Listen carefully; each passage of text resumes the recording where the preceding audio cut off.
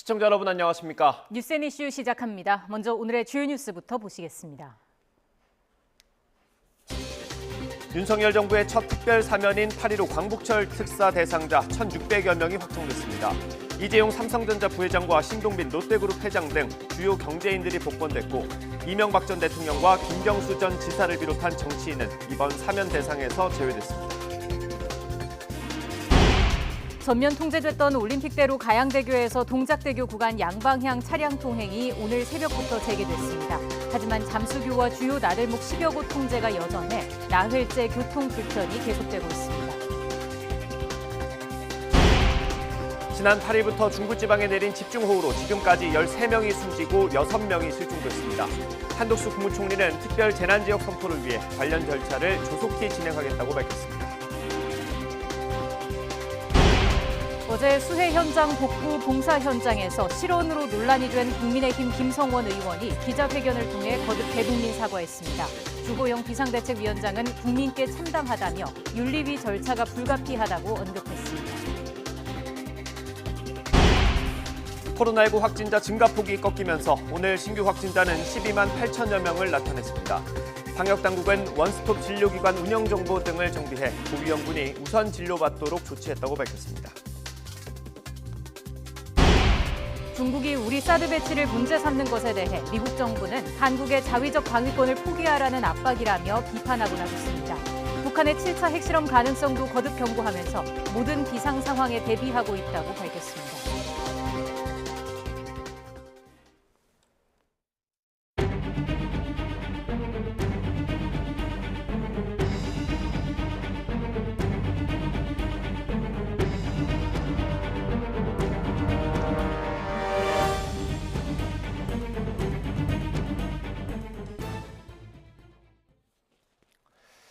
폭우로 며칠 동안 잠겼던 서울 잠수교가 모습을 드러내고 있습니다. 다른 도로들도 조금씩 정상화되고 있는데 아직도 통제되는 곳이 있습니다. 수마가 핥히고 간 상처가 남은 곳도 여전히 많습니다. 현장에 각각 취재기자 나가 있습니다. 윤성훈 기자. 네, 서울 반포동 잠수교에 나와 있습니다. 네, 황보혜경 기자는 어디 나가 있습니까? 네, 저는 경기 여주시 상북면 명품리 마을에 나와 있습니다. 네, 서울 상황부터 좀 보겠습니다. 윤성훈 기자, 서울 교통 상황 지금 어떻습니까? 네, 폭우와 댐 방류로 물에 잠겨있던 잠수교가 차츰 모습을 드러내고 있습니다. 도로 표지판과 가로수들도 물 위로 모습을 나타내고 있는 상황입니다. 오후쯤엔 잠수교 물이 완전히 빠질 수도 있지만 물에 잠겨있던 곳곳이 진흙으로 뒤덮여 엉망인 상황입니다. 이 때문에 도로 정비가 필요한데요. 수위가 낮아져 물이 빠지더라도 도로가 정비되는 데까지는 다소 시간이 걸릴 거로 보입니다. 잠수교가 물에 잠기는 수위는 6.5m인데 오전 11시 30분 기준 수위는 7.1m대로 낮아졌습니다. 팔당댐이 1초에 6, 7천 톤 정도로 방류량을 줄이면서 새벽까지 8m대를 유지하던 잠수교 수위가 빠르게 낮아지고 있습니다. 주요 댐들 역시 방류량을 줄이면서 잠수교를 제외한 서울 시내 도로들도 통행이 재개되고 있습니다. 올림픽대로 가양대교에서 동작대교까지 양방향 통행 제한이 해제됐고 시내 도로인 노들로 여의상류 나들목과 신잠원 나들목 통제도 풀렸습니다. 11시 30분 기준 한강 부근 나들목 등 15곳만 통제되고 있습니다. 서울시 전체 차량 이동속도와 도심 이동속도는 각각 20km, 17km대로 서행하고 있는데요. 도로 파임이나 집안 붕괴 등 돌발 변수로 통제 상황이 달라질 수 있어 운전자들은 교통정보 시스템 등을 확인하고 주의를 기울여야겠습니다.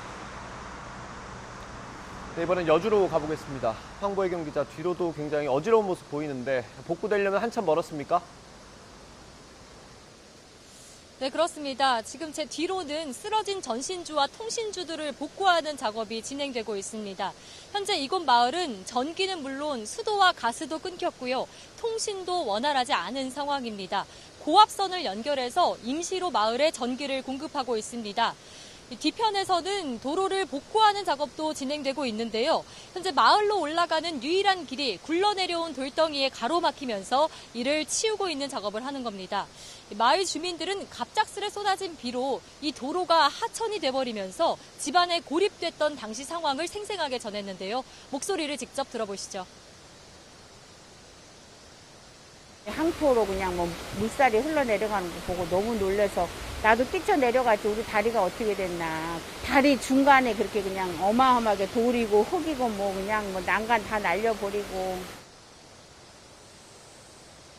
이곳 삼북면 지역엔 폭우 첫날인 지난 8일부터 어제까지 무려 614mm에 달하는 폭우가 내렸습니다.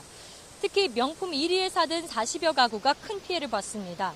마을 주민들은 진입로가 막히면서 옆으로 난 산길을 따라 대원들이 도구로 풀숲을 헤쳐가면서 대피했다며 당시 긴박했던 상황을 전했습니다. 현재 이곳 명품리 마을회관엔 이재민 3가구 모두 10명이 머물고 있는데요. 이 가운데는 막 돌이 지난 아기도 있습니다. 음식 등은 구호 물품으로 일단 버티고 있지만 아기 용품을 구할 데가 마땅치 않아서 빨리 진입로가 뚫리기만을 기다리고 있습니다. 문제는 다음 주 또다시 큰 비가 내릴 거로 예상되면서 주택 붕괴 등 2차 피해 우려도 큰 상황입니다. 네, 서울 잠수교에 있는 윤성훈 기자, 여주에 있는 황보혜경 기자 모두 고생하셨습니다. 네, 다음 소식입니다. 이번 주 중부지방에 내린 집중호우로 현재까지 13명이 숨지고 6명이 실종됐습니다. 이재민도 1,490여 명으로 늘었습니다. 취재기자 연결합니다. 김종규 기자. 네, 전국부입니다. 네, 사망자가 계속 늘고 있는 것 같습니다. 중앙재난안전대책본부에 따르면 오늘 오전 11시 기준 사망자는 13명입니다. 실종자는 6명, 부상자는 18명입니다. 오전 6시 집계와 같습니다. 사망자를 지역별로 보면 서울 8명, 경기도 3명, 강원도에서 2명이 숨졌습니다. 실종자는 서울 1명, 경기도 3명, 강원도 2명입니다. 구체적인 피해 현황을 보면 지난 8일 집중호우 때 맨홀에 빠져 실종됐던 남매 중 50대 여성이 어젯밤 서울 동작역 인근 반포천에서 숨진 채 발견됐습니다. 앞서 어제 오후 서울 서초구 건물 지하 주차장에서 실종됐던 40대 남성도 숨진 채 발견됐습니다. 강원도 원주에서는 노부부가 급류에 휩쓸려 소방당국이 수색을 이어가고 있습니다. 현재 거주지를 떠나 대피한 사람은 수도권과 강원, 충북, 충남, 전북 등 7개 시도에서 6,290여 명에 이릅니다. 이 가운데 이재민은 1,492명으로 늘었는데 대부분 서울과 경기에 집중돼 있습니다. 주택 상가 침수는 3,821채인데 서울이 대부분을 차지했습니다. 농작물은 1,027헥타르가 물에 잠겼습니다. 공공시설 가운데 선로 침수는 11건, 철도 피해는 6건으로 집계됐습니다. 산사태는 104건 발생했습니다. 정부와 각 지자체는 피해 상황을 점검하면서 복구 작업을 지원하고 있습니다. 지금까지 전국부에서 YTN 김준길입니다.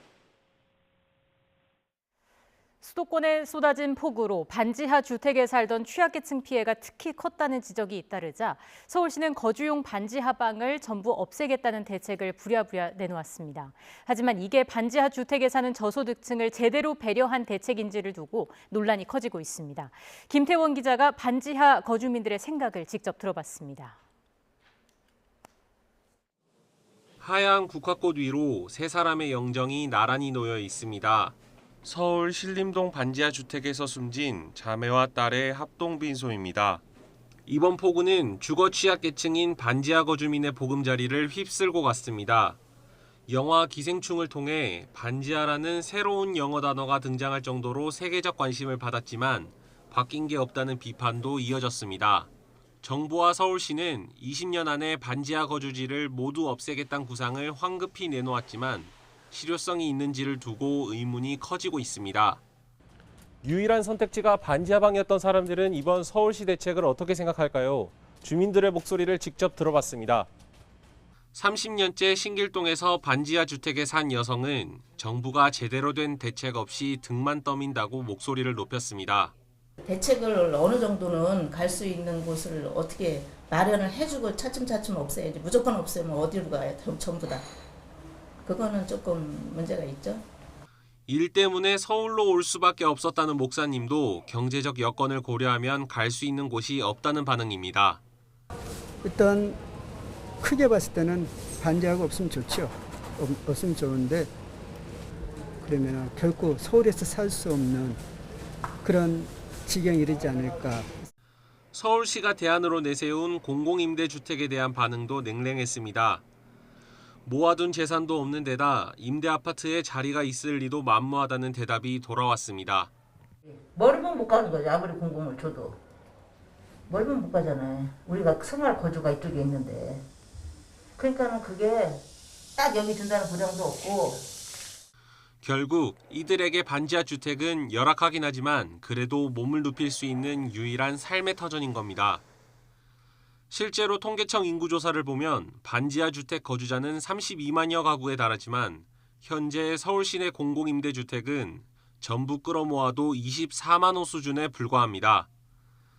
이 때문에 무작정 반지하 주택을 없애는 건 오히려 보금자리 없이 떠도는 도시 난민만 양산할 수 있다는 우려도 나옵니다. 그러니까 지금 발표된 정책으로는 선언 수준이고 실효성은 좀 없다. 지금 공공임대주택 공급 물량을 줄이겠다고 하고 있거든요. 어떻게 문제가 해결될지에 대한 게 전혀 안 나오는 거죠. 결국 상황에 따른 땜질식 처방보단 좀 더 근본적이고 체계적으로 소득 양극화를 완화할 수 있는 대책을 고민해야 한다는 게 전문가들의 지적입니다. YTN 김태원입니다. 국정농단 사건으로 형기는 종료됐지만 5년 동안 취업이 제한됐던 이재용 삼성전자 부회장이 이번 8.15 광복절 복권으로 취업 제한 조치가 해제됐습니다. 이 부회장은 오늘 삼성물산 제일모직 부당합병 관련 재판에 출석했는데요. 현장 모습 함께 보시겠습니다.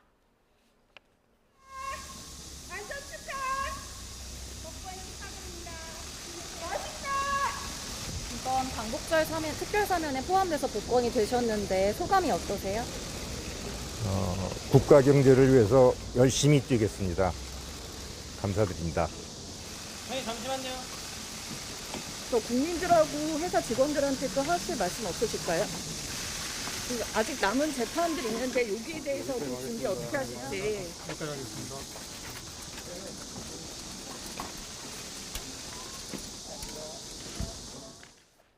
네, 이재용 부회장 짤막한 메시지를 남기고 떠났습니다.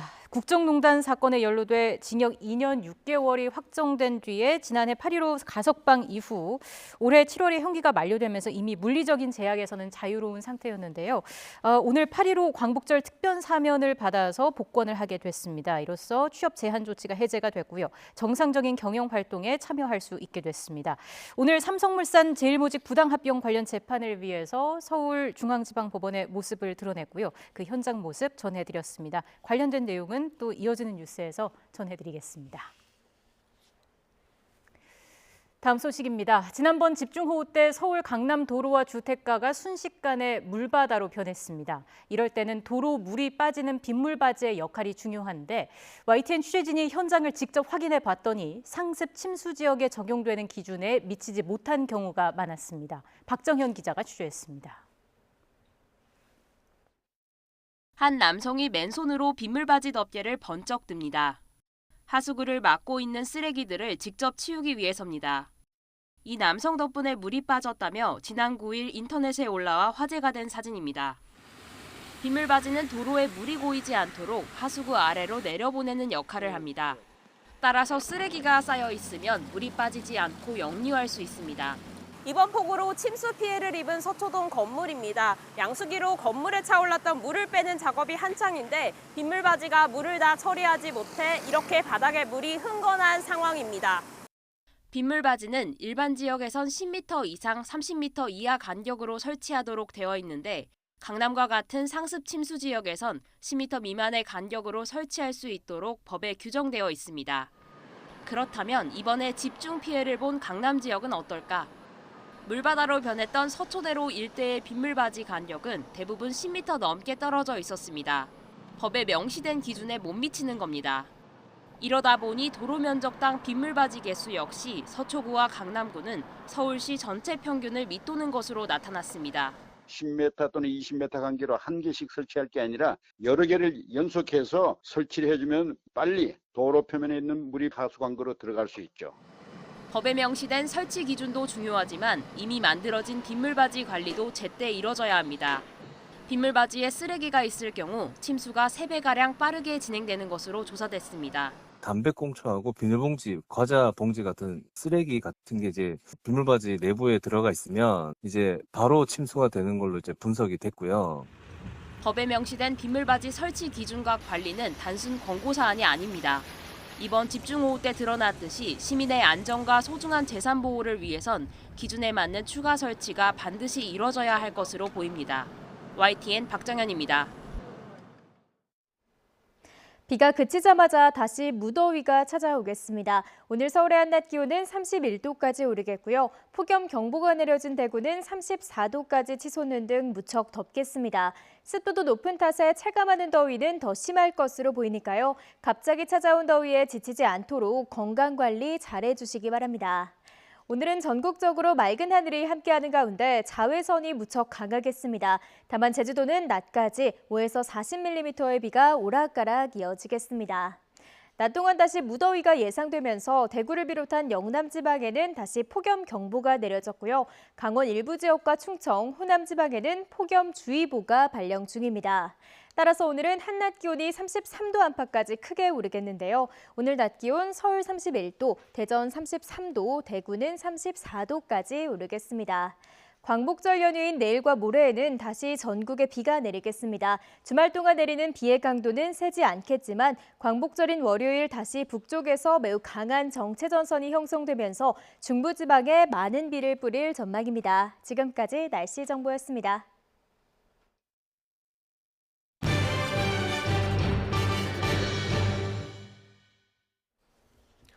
윤석열 정부의 첫 특별 사면인 8.15 광복절 특사 대상자가 확정됐습니다. 이재용 삼성전자 부회장과 신동빈 롯데그룹 회장 등 주요 경제인들의 복권이 결정됐고 이명박 전 대통령과 김경수 전 경남지사를 비롯한 정치인은 사면 대상에서 제외됐습니다. 취재기자 연결합니다. 나혜인 기자.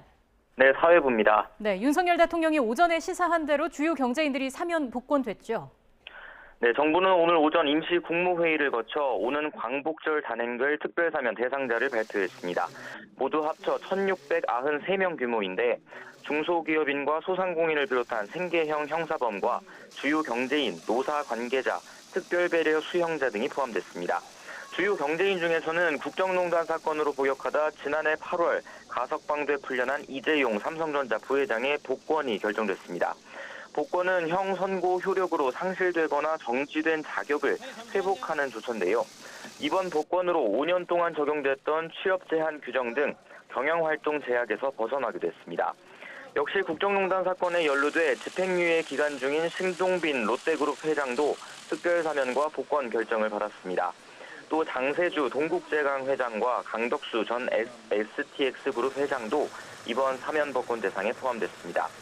반면 줄곧 사면 가능성이 거론됐던 이명박 전 대통령과 김경수 전 경남지사 같은 정치인들은 모두 제외됐습니다.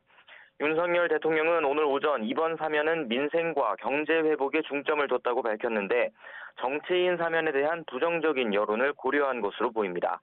정부는 코로나19 여파가 여전한 상황에서 경기 침체와 물가 상승으로 소상공인들이 경제활동에 큰 어려움을 겪고 있다며 특히 자금 상황이 나빠져 처벌받은 이들의 재기를 돕고자 했다고 설명했습니다.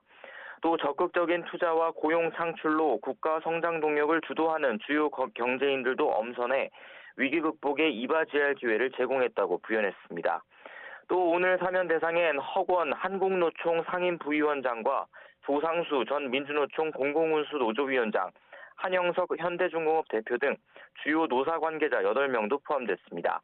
정부는 집단적 갈등 상황을 극복하고 노사 통합을 통한 사회 발전을 도모하고자 한다고 설명했습니다. 이 밖에도 정부는 건설업이나 여객 운송업, 생계형 어업인 등 59만여 명이 받은 행정 제재를 감면하고 모범수 649명은 가석방하기로 했습니다. 지금까지 사회부에서 전해드렸습니다. 네, 전해드린 대로 이재용 삼성전자 부회장이 오늘 8.15 특별사면 복권 대상에 포함됐습니다. 이에 따라 정상적인 경영활동이 가능해졌습니다. 이 부회장은 오늘 또 다른 재판에 출석했다가 취재진을 만나 간단하게 입장을 밝혔습니다. 현장 모습 보시겠습니다. 완전 축하! 복권이 축하드립니다. 멋있다! 이번 광복절 특별사면에 포함돼서 복권이 되셨는데 소감이 어떠세요? 국가 경제를 위해서 열심히 뛰겠습니다. 감사드립니다. 잠시만요. 또 국민들하고 회사 직원들한테 또 하실 말씀 없으실까요? 아직 남은 재판들이 있는데 여기에 대해서도 준비 어떻게 하실지. 여기까지 하겠습니다.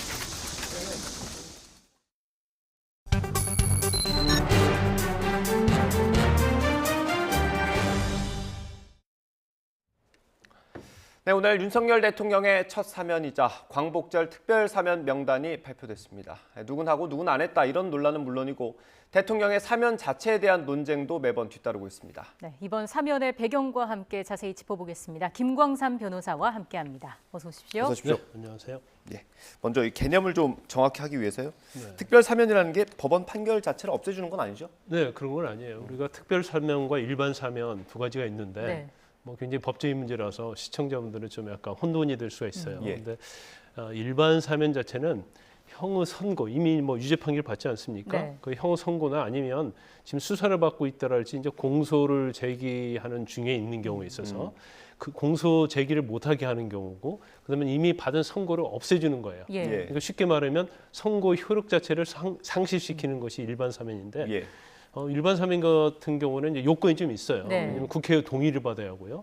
그다음에 대통령령으로 해야 하거든요. 그래서 일반 사면 하는 경우에 있어서 이제 국회의 동의가 필요하기 때문에 대통령이 자의적으로 하기는 좀 어려운 측면이 좀 있다고 볼 수가 있고, 네. 예. 그렇지만 특별 사면은 이와 다르죠. 대통령이 언제든지 마음을 먹으면 일단 통치권이라는 그러한 개념 아래서 언제든지 특별 사면 할 수 있어요. 그러면 일반 사면은 일반적으로 범죄의 종류를 정하거든요. 예. 그러니까 어느 한 명을 위한 사면이 아니고 범죄와 관련됐던 사람들에 대한 전체적인 사면이기 때문에 예. 형평성의 문제가 없죠. 예. 근데 특별 사면은 꼭 집어서 사면을 하는 거예요. 그렇죠. 그럼 대통령이 하고 싶은 사람에 대해서 사면을 해주면 예를 들어서 징역 5년을 선고받았다 하면 5년형 집행을 안 해도 되는 예. 거예요. 그러니까 2년 6개월 살았으면 나머지 2년 6개월 집행을 안 해도 되고, 그다음에 형의 선고를 받으면 자격정지랄지 여러 가지 권리에 있어 제한이 생기거든요. 네. 예. 근데 이걸 이제 복권시켜 주는 거죠. 그래서 정상적인 생활을 할 수 있도록. 그래서 특별 사면에 대한 여러 가지 비판도 굉장히 많이 있었죠. 예, 하나씩 좀 짚어보겠습니다. 일단 오늘 발표된 거는 광복절 특별 사면이고요. 다시 한번 정리를 해볼까요? 일단 오늘 사면에서 제일 중요한 부분은 과연 누가 사면이 될 것인가였어요. 그렇죠. 그런데 현 정부뿐만 아니라 이전 정부에서도 항상 대통령 취임 초기 특히 예.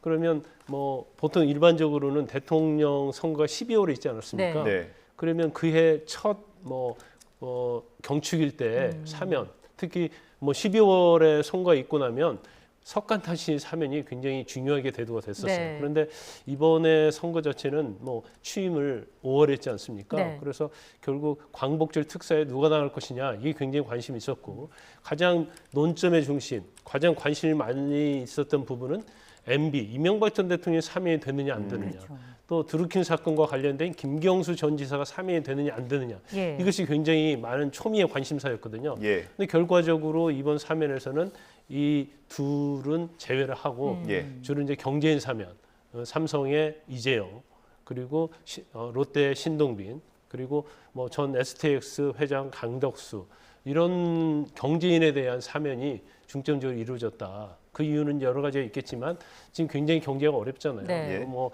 에너지 위기를 할 때 또 반도체와 관련된 이런 것들이 미국과 중국이 서로 대립하면서 견제와 갈등을 빚고 있고, 예. 더구나 물가 자체가 뭐 굉장히 우리가 감내할 수 없을 정도의 상승을 보이고 있기 때문에 예. 아마 대통령 입장에서는 경제에 굉장히 관점을 두고 네. 사면을 했다 이렇게 볼 수가 있어요. 예, 이 경제인의 초점이 맞춰져 있는데 역대 특별 사면, 첫 특별 사면을 보면 대통령들의 특별 사면이 처음에는 경제는 좀 배제하는 그런 경향이 있더라고요. 그렇죠. 이제 노무현 대통령 이후의 경제 사면은 아마 처음일 거예요. 근데 그 이유가 뭐냐면 사실 이제 재벌 봐주기라는 거죠. 그래서 일반적인 뭐 서민이랄지 그런 경우와 다르게 재벌에 대한 특혜를 주는 게 아니냐. 예. 그래서 정부가 취임할 때마다 굉장히 부담을 가졌어요. 그래서 경제인 사면에 대해서는 굉장히 꺼려왔던 게 사실이거든요. 예. 그럼에도 불구하고 이번에 뭐 여러 가지 민생이랄지 경제가 어렵기 때문에 현 정부에서는 일단 경제인 사면부터 과감하게 단행을 한 것이 아닌가 싶습니다. 예. 또 위기 극복, 경제 위기 극복이라는 어떤 명분도 있었던 것 같고요. 이번에 앞서 말씀해 주신 것처럼 특사 발표를 앞두고 이명박 전 대통령이 포함이 될 것인가 여기에 많은 관심이 집중됐었는데 사실 지난 6월만 하더라도 좀 어느 정도 사면이 되는 게 기정사실화되는 게 아닌가라는 얘기가 나왔는데 또 지난달에는 조금 한 발 물러선 모습도 보이긴 했고요. 어쨌든 이게 그동안 이명박 전 대통령에 대한 사면에 대한 부정 여론이 좀 높고 현재 지지율이 낮다는 게 좀 부담으로 작용을 한 걸까요? 예, 맞습니다. 윤석열 대통령이 대통령 후보 때도 그랬고요. 또 취임하고 나서 6월 9일에도 이렇게 오랫동안 수감하는 건 맞지 않다 얘기를 했기 때문에 이번 8.15 특사에서는 이명박 전 대통령 무조건 포함될 것이다. 이제 그런 예측이 많았어요. 네. 예. 그렇지만 뭐 여론사에 나타난 수치는 부정적인 의견이 굉장히 많았죠. 그리고 이명박 전 대통령만 사면을 할 수 없기 때문에 어떤 통합의 차원, 또 아니면 이제 국민들의 어떤 생각 이런 걸 고려해서 김경수 전 지사도 사면 대상이 될 수 있다. 그래서 굉장히 그게 유력하게 제가 볼 때는 아마 고려를 하고 있었을 거예요. 그런데 이제 변수가 생긴 거예요. 그래서 이제 첫 번째 변수는 이명박 전 대통령에 대한 사면은 굉장히 여론이 부정적이죠. 네. 그다음에 김경수 지사에 대해서도 상당히 부정적인 여론이 많아요. 그런데 만약에 이걸 감내하고 했을 때 그 사면의 대상, 사면을 바라고 싶은 사람에 있어서는 굉장히 기다렸겠지만 또 이 시점 자체가 윤석열 대통령에 대한 국정 지지도가 수직 낙하하는 시점이에요. 그러면 여론에서 굉장히 부정적인데도 불구하고 만약에 사면을 했을 때 현재 여론 지지도보다도 훨씬 더 떨어질 수 있거든요. 그래서 아마 청와대 입장에서 아니 대통령실 입장에서는 굉장히 부담이 있을 수 있고 결국 고민 끝에 이제 제외를 하기로 했다고 봐요. 그런데 이제까지 특별 사면을 했을 때 특별 사면에 대해서 찬성하는 경우는 별로 없었어요. 왜냐하면 일종의 특혜잖아요. 대통령이 통치권이라는 미명 아래 특혜를 주는 거기 때문에 국민의 입장에서 보면 이것은 너무나 공평하지 않고 형평성이 어긋나는 거거든요. 그럼에도 불구하고 많은 대통령들은 그걸 무릅쓰고 이제 사면을 했어요. 대부분 사면의 명분은 이제 통합이라는 명분 안에 했지만 국민의 입장에서 보면 과연 사면 자체가 통합의 의미가 있을까라는 비판적인 여론이 많았었죠. 지금 이명박 전 대통령 같은 경우는 형집행이 정지된 상태이지 않습니까? 네네. 이걸 연장하는 것도 가능합니까? 가능하죠. 그러니까 이명박 전 대통령이 제일 바랐을 거예요. 특별 사면에 대해서. 근데 결국 이제 사면은 물이 건너갔고 지금 3개월형 집행 정지 상태거든요. 그러면 이제 3개월이 끝나면 아마 제가 볼 때는 뭐 한번 형 집행 정지 시점을 봐야 하는데 한 9월 정도 끝나지 않나 싶어요. 그러면 본인의 어떤 몸 신체의 상태가 호전되지 않는 이상은 다시 영장 신청할 가능성이 크다고 봐요. 그래서 사실 처음에 형집행 정지 신청할 때 하고 그다음에 다시 연장 신청을 할 때 변화가 없으면 형집행 정지에 관련된 심의위원회가 있어요. 거기서 판단을 하는데 다시 연장될 가능성도 상당히 있다고 봅니다. 기간은 뭐 딱히 정해진 거는 없나요? 정해진 건 없어요. 그러니까 대부분 길게 주진 않거든요. 전에는 뭐 한 6개월도 주고 1년도 줬었는데 형집행 정지를 굉장히 이용하는 사례가 많았어요. 그러니까 남용하는 사례가 많았죠. 그래서 거의 3개월, 6개월 단위로 줘요. 그래서 이명박 전 대통령에 대한 부분도 사실 너무 또 길게 주면 또 특혜다, 형평성 문제가 있기 때문에 아마 연장을 한다 하더라도 그렇게 길게 가지는 않을 걸로 보입니다. 뭐 이번에는 사면 대상에 포함이 안 되긴 했지만 뭐 사면이 이번만 있는 건 아니지 않습니까? 그렇죠. 뭐 아마 그 지금 두 분에 대한 사면은 뭐 제가 개인적으로 볼 때는 대통령의 국정 운영에 대한 부정 평가 너무 많으니까 이거 어떻게 보면 한 발 물러선 거거든요. 그래서 향후에 있어서 물론 어떤 상황의 변화가 온다거나 아니면 대통령의 어떤 지지도가 높아지면 아마 뭐 사면할 가능성은 굉장히 높다 이렇게 봅니다. 뭐 당장 연말에도 뭐 성탄절 그 특사가 있을 수도 있는 거고요.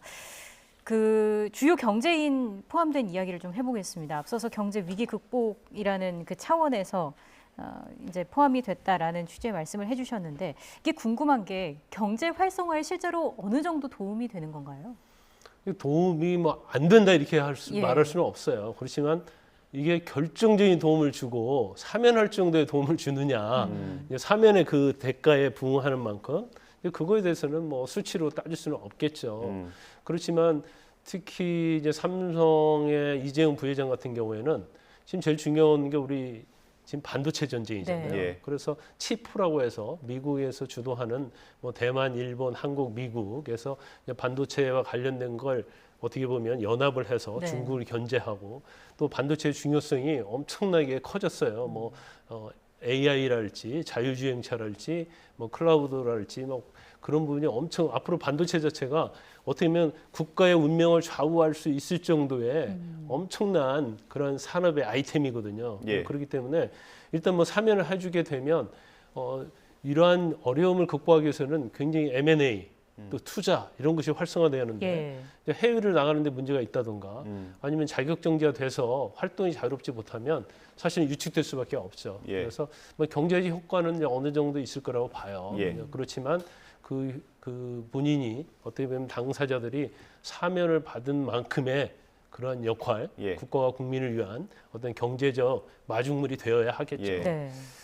이게 뭐 나라를 위한 일이라고는 하지만 사실 기업인, 대기업에 어떤 면죄부를 준다는 시민단체 비판은 좀 피하기 어려울 것 같은데요. 이번에도 그렇겠죠?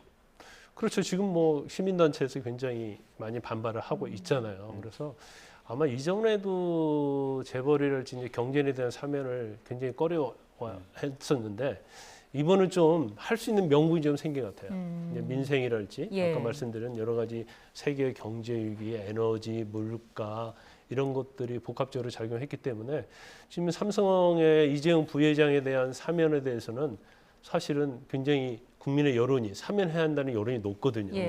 그런 부분까지 외면하고 사면 안 할 수는 없어요. 그래서 아마 제 개인적으로 기억하기로는 재벌에 대한 사면에 대한 여론이 긍정적인 여론이 높았던 경우는 거의 없었거든요. 그만큼 이제 경제가 어렵다 보니까 국민들 측면에서도 또 여론적인 면에 있어서도 이재용 부회장에 대한 사면이 굉장히 우호적이지 않았나 싶습니다. 그래서 앞으로 또 어떤 행보를 보이는지가 중요할 것 같고요. 앞서 말씀해 주신 것처럼 특별 사면이라고 하면 어떤 형평성 문제라든지 정치적 유불리 문제가 또 어느 정도 끼어 있기 때문에 늘 사회적 문제가 되어 왔기 때문에 이번에도 좀 많이 관심을 끌었는데 사면법을 개정해서 통제 장치를 마련해야 하는 거 아니냐 이런 목소리도 적지 않거든요. 저는 이제 그건 반드시 필요하다고 봐요. 이제 문재인 전 대통령이 이제 특별 사면에 대해서는 약간 부정적으로 얘기를 하면서 굉장히 엄격하게 하고 또 심의위원회의 어떤 절차랄지 이런 면에 있어서도 남용하지 않겠다고 얘기는 했지만 사실 이제 정부나 국정을 운영하는 입장에서는 또 특별 사면이 또 필요하다고 볼 수도 있어요. 그래서 대통령 통치권이 고유 권한인데 아예 이건 없앨 수는 없다. 단지 대통령의 어떤 사적인 아니면 정치의 목적을 위해서 남용되는 건 막아야 하거든요. 그러면 어떻게 막을 것인가? 여기에서 우리가 고민을 좀 해봐야 하는데 미국을 단적으로 예를 들면 형이 선고되고 집행이 완료된 데로부터 5년 이내는 사면을 할 수 없다고 없도록 한다랄지 여러 가지 견제 장치를 하는 게 맞다고 봐요. 그러면 사실 5년 이내 사면을 못하면 본인이 형을 집행하고 나서도 이제 5년 동안 기간이 있잖아요. 그럼 5년 동안 기간에 어떤 역할을 했느냐, 뭐 그런 거에 대해서 판단을 해봐야지.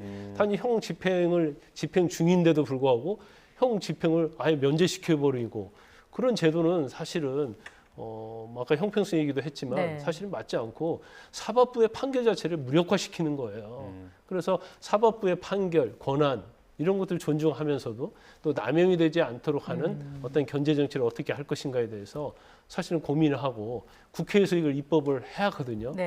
그런데 이제까지 국회에서 특별사면 막자고 하면서 실제로 입법한 사례가 없어요. 그렇기 때문에 이 부분에 대해서는 국회에서 좀 공론화를 해서 사면의 남용을 막을 수 있는 방법을 강구를 해야 한다 이렇게 봅니다. 견제 장치에 대한 어떤 고민이 필요하다라는 말씀까지 해주셨습니다. 지금까지 김광삼 변호사와 이야기 나눴습니다. 고맙습니다. 고맙습니다.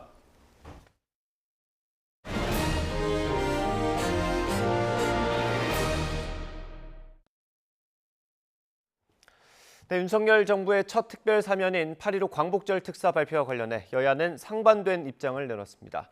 이런 가운데 수해복구 현장에서 실현한 김성원 의원은 기자회견을 열고 사과했습니다. 자세한 내용 국회 취재기자 연결해서 알아보겠습니다. 이경국 기자. 네, 국회입니다. 네, 먼저 대통령 특별 사면 관련해서 반응부터 볼까요? 네, 국민의힘은 경제와 민생 회복에 중점을 둔 사면이라면서 긍정적으로 평가했습니다. 기업인에 대한 사면과 복권 그리고 운송업자 등에 대한 대대적인 행정제재 감면으로 민생과 경제에 활력을 줄 수 있을 거라고 강조했는데요. 민생과 경제에 방점을 찍은 만큼 정치적 논란이 있을 수 있는 정치인 사면은 제외된 것으로 본다고도 덧붙였습니다. 하지만 민주당은 유독 정치인만 제외하는 게 타당하냐며 유감이라는 입장을 밝혔습니다. 우상호 비대위원장은 기자들과 만나서 국민 통합을 위해 사면을 할 때는 정치인을 포함하는 것이 관례였다고 지적하기도 했습니다. 정의당은 돈 앞에 사법 정의가 무너졌다며 기업인들에 대한 사면 단행을 강하게 비판했습니다. 특히 시장 경제 질서를 무너뜨린 재벌 총수들에게 기회를 준다는 것은 약자에게 가혹하고 강자에게 너그러운 가짜 법치라면서 철회를 요구했습니다. 네, 국민의힘 소식도 보겠습니다. 실언 논란을 빚었던 김성원 의원 결국 오늘 아침에 사과했죠? 네, 맞습니다. 어제 당 지도부와 수해 현장을 찾아서 봉사에 나섰던 김성원 의원, 사진 잘 나오게 비 좀 왔으면 좋겠다고 말해서 큰 논란이 됐습니다. 김 의원 오늘 국회에서 대국민 사과 기자회견을 열었습니다. 김 의원은 평생 반성하고 속죄하겠다며 수해 복구가 끝날 때까지 수해 현장에서 함께하겠다고 말했습니다. 국회 예결위 간사직도 내려놓겠다고 설명했는데 다만 탈당을 요구하는 목소리도 있다는 질문에는 답을 하지 않았습니다. 기자회견 장면 보고 오겠습니다.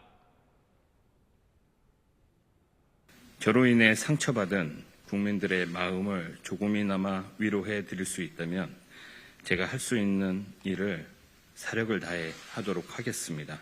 다시 한번 국민 여러분 앞에 사죄드립니다.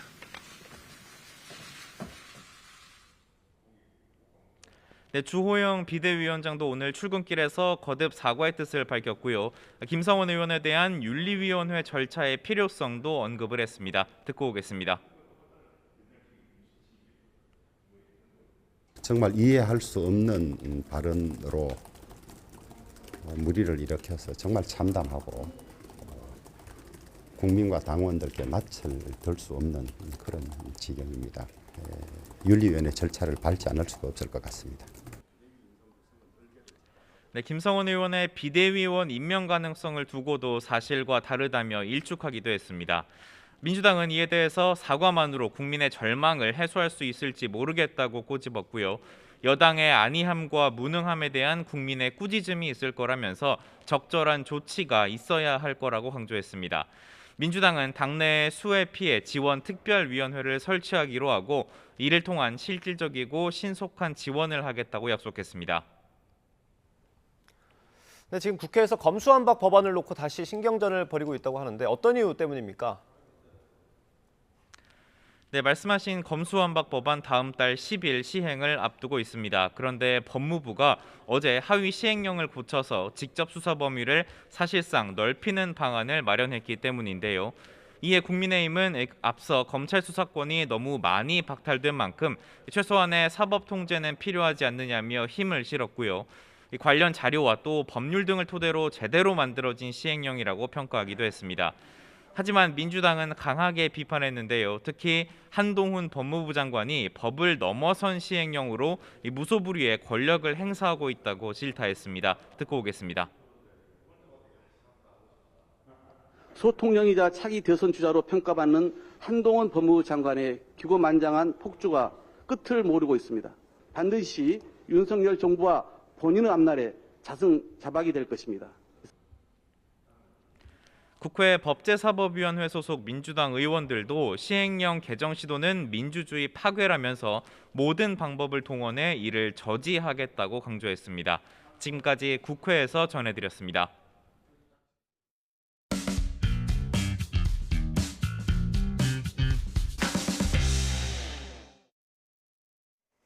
여당 의원 말 한마디가 모든 걸 깎아먹었습니다. 곧바로 사과했지만 뱉은 말을 주워 담기는 늦었습니다.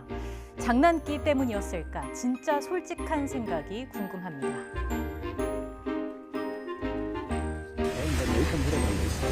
각별히 조심하라고 지금 이 참담한 정세에 안 올려나 하지 말라고 주의를 줬는데도 김 의원이 장난기가 좀 있어요.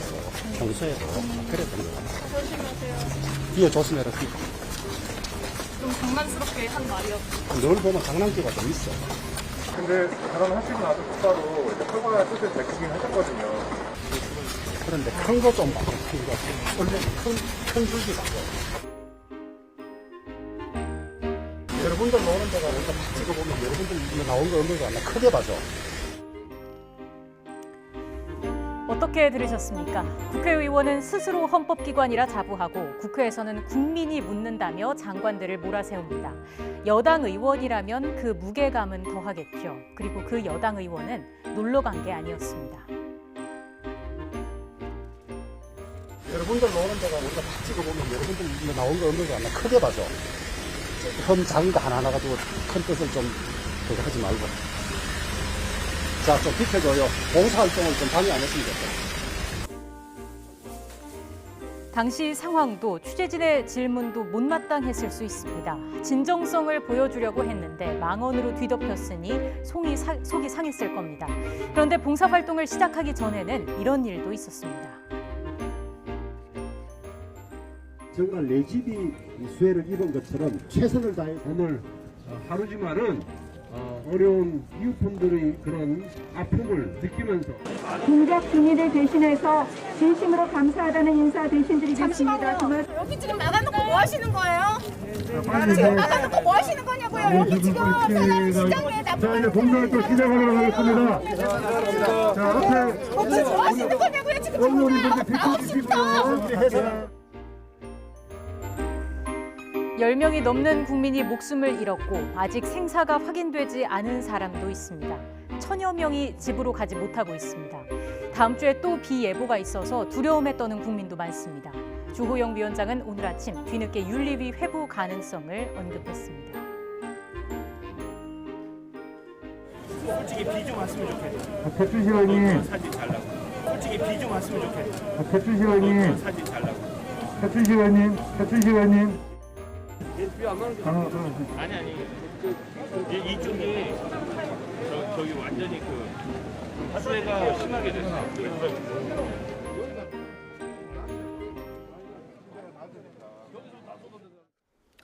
네, 오늘의 정치권 이슈 짚어보겠습니다. 최창열 용인대 교수, 김근식 경남대 교수 두 분과 함께합니다. 어서 오십시오. 안녕하세요. 네, 박상현 앵커 리포트 보신 대로 논란이 좀 있었고요. 김성원 의원이 오늘 아침 국회에서 기자회견을 했습니다. 주호영 비대위원장의 출근길 발언까지 저희가 영상으로 준비했습니다. 함께 보겠습니다. 죄송합니다. 정말 죄송합니다. 저 자신이 너무나 부끄럽고 참담한 심정입니다. 다시 한번 무릎 꿇고 사죄드립니다. 수해 복구가 완료될 때까지 수해 현장에서 함께하겠습니다. 국회 예산결산특별위원회 간사직도 내려놓겠습니다. 정말 이해할 수 없는 발언으로 물의를 일으켜서 정말 참담하고 국민과 당원들께 낯을 들 수 없는 그런 지경입니다. 윤리위원회 절차를 밟지 않을 수가 없을 것 같습니다. 일단 김성원 의원 스스로 얘기한 건 예결위 간사를 내려놓겠다고 한 것이 단데요. 어떻습니까? 지금 뭐 국민들의 분노와 지금 그리고 이제 대통령의 지지율 하락 추세 속에서 집권 여당의 이제 재선 의원으로 알고 있는데요. 그런 그 망언을 했기 때문에 저거 가지고 되겠느냐라는 이제 여론이 있는 건 사실인 것 같습니다. 그래서 오늘 이제 그 주호영 원내대표, 주호영 그 비대위원장이 윤리위원회 회부를 하겠다는 걸로 이야기를 했기 때문에 아마 윤리위에서 결정을 하는 것을 좀 지켜볼 필요가 있다고 보고요.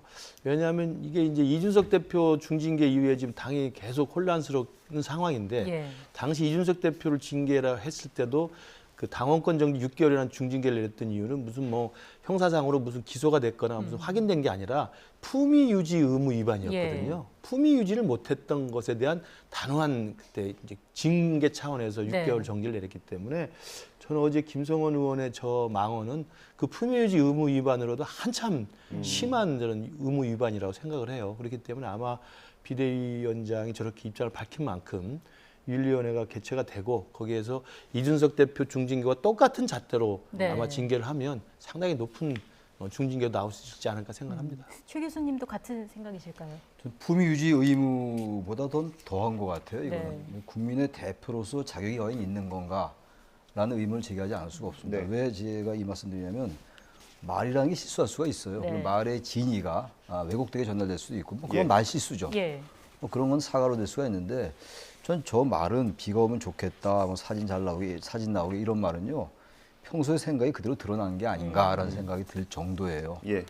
이건 무슨 뭐 국회의원이다 아니다를 떠나서 얼마나 지금 뭐 이 지금 115년 만에 폭우라는 건데 이 재난인데 거기서 국회의원이 봉사활동을 가서 그것도 저런 말이 나올 수가 있는가? 뭐 인간의 문제라고 생각해요. 인간의 문제. 그러니까 인간이 타인에 대한 사회에 대한 최소한의 철학, 네. 고민 이런 것들이 존재하지 않는다. 예. 근데 그런 분이 국민의 대표할 자격이 있나요? 예. 전 그래서 뭐 당연히 이건 뭐 우리 김 교수님 말씀처럼 당에서 징계할 거예요. 중징계할 텐데 전 나중에 의원직 사퇴도 나올 수 있을 것 같아요.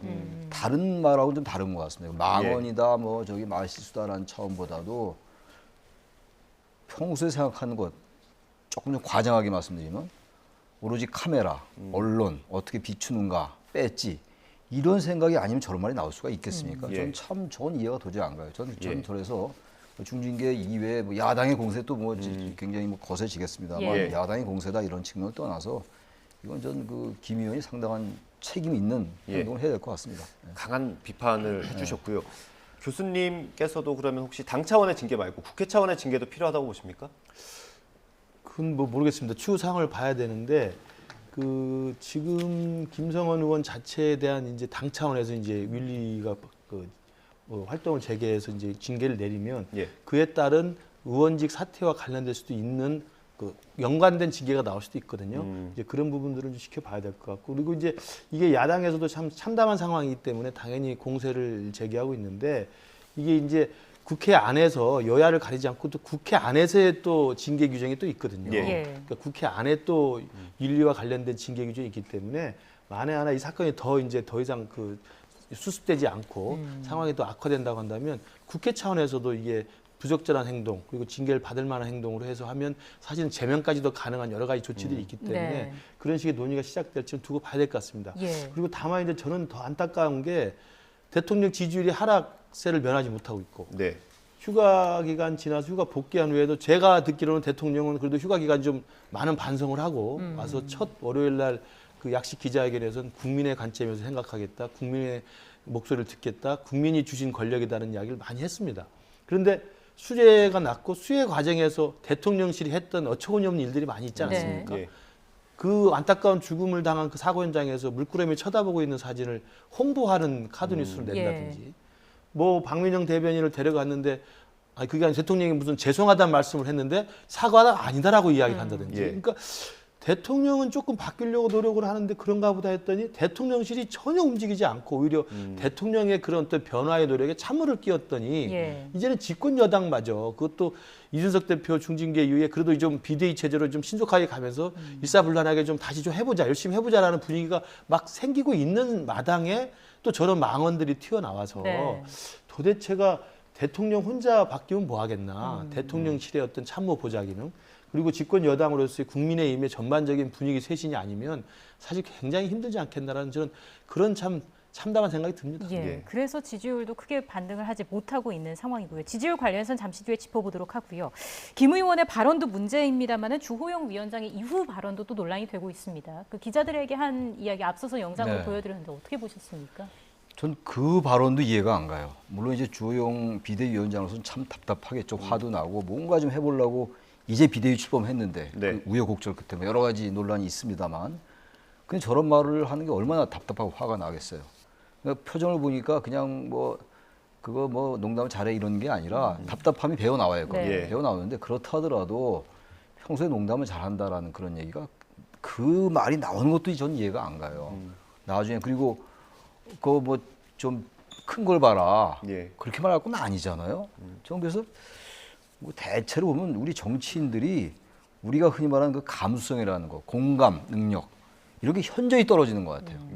자주 하는 말이고 저도 많이 드리는 말씀입니다만 국민들의 눈높이라는 얘기를 많이 하잖아요. 너무 언론적인 얘기라서 뭐 진부하긴 합니다만 일반 개인들이 어떻게 생각하는가 생각하면 그런 말이 나올 수가 없을 것 같아요. 저는 그래서 좀 다른 말씀입니다만 이른바 이 좀 높은 분들이 다른 세계에 사는 분들인가 봐요. 그렇다고 저런 말이 나올 수가 있나요? 도저히 이해가 안 가요. 전 주호영 의원 같은 분이야 워낙 이미지가 온건하고 합리적이고 예. 여야 막론하고 평이 좋은 분이잖아요.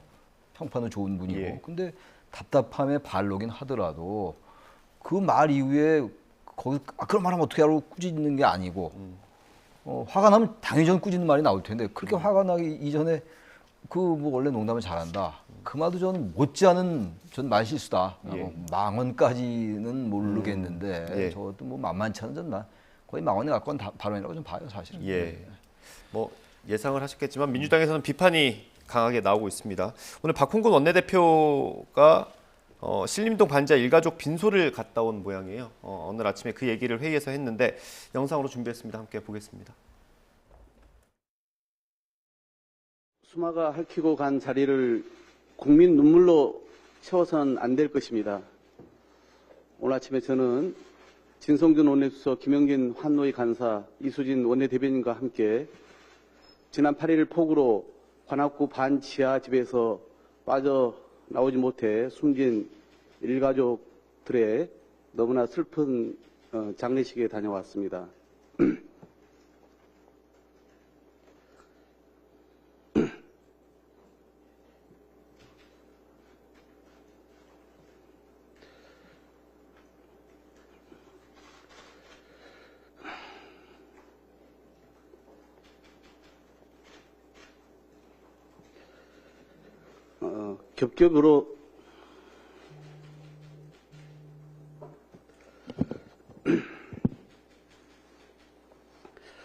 겹겹으로 소외되어 재모방비였던 그분들이 물에 갇혀 두렵게 죽음을 맞은 건 우리 사회의 취약한 구조와 안일한 대응이 빚은 희생이었습니다.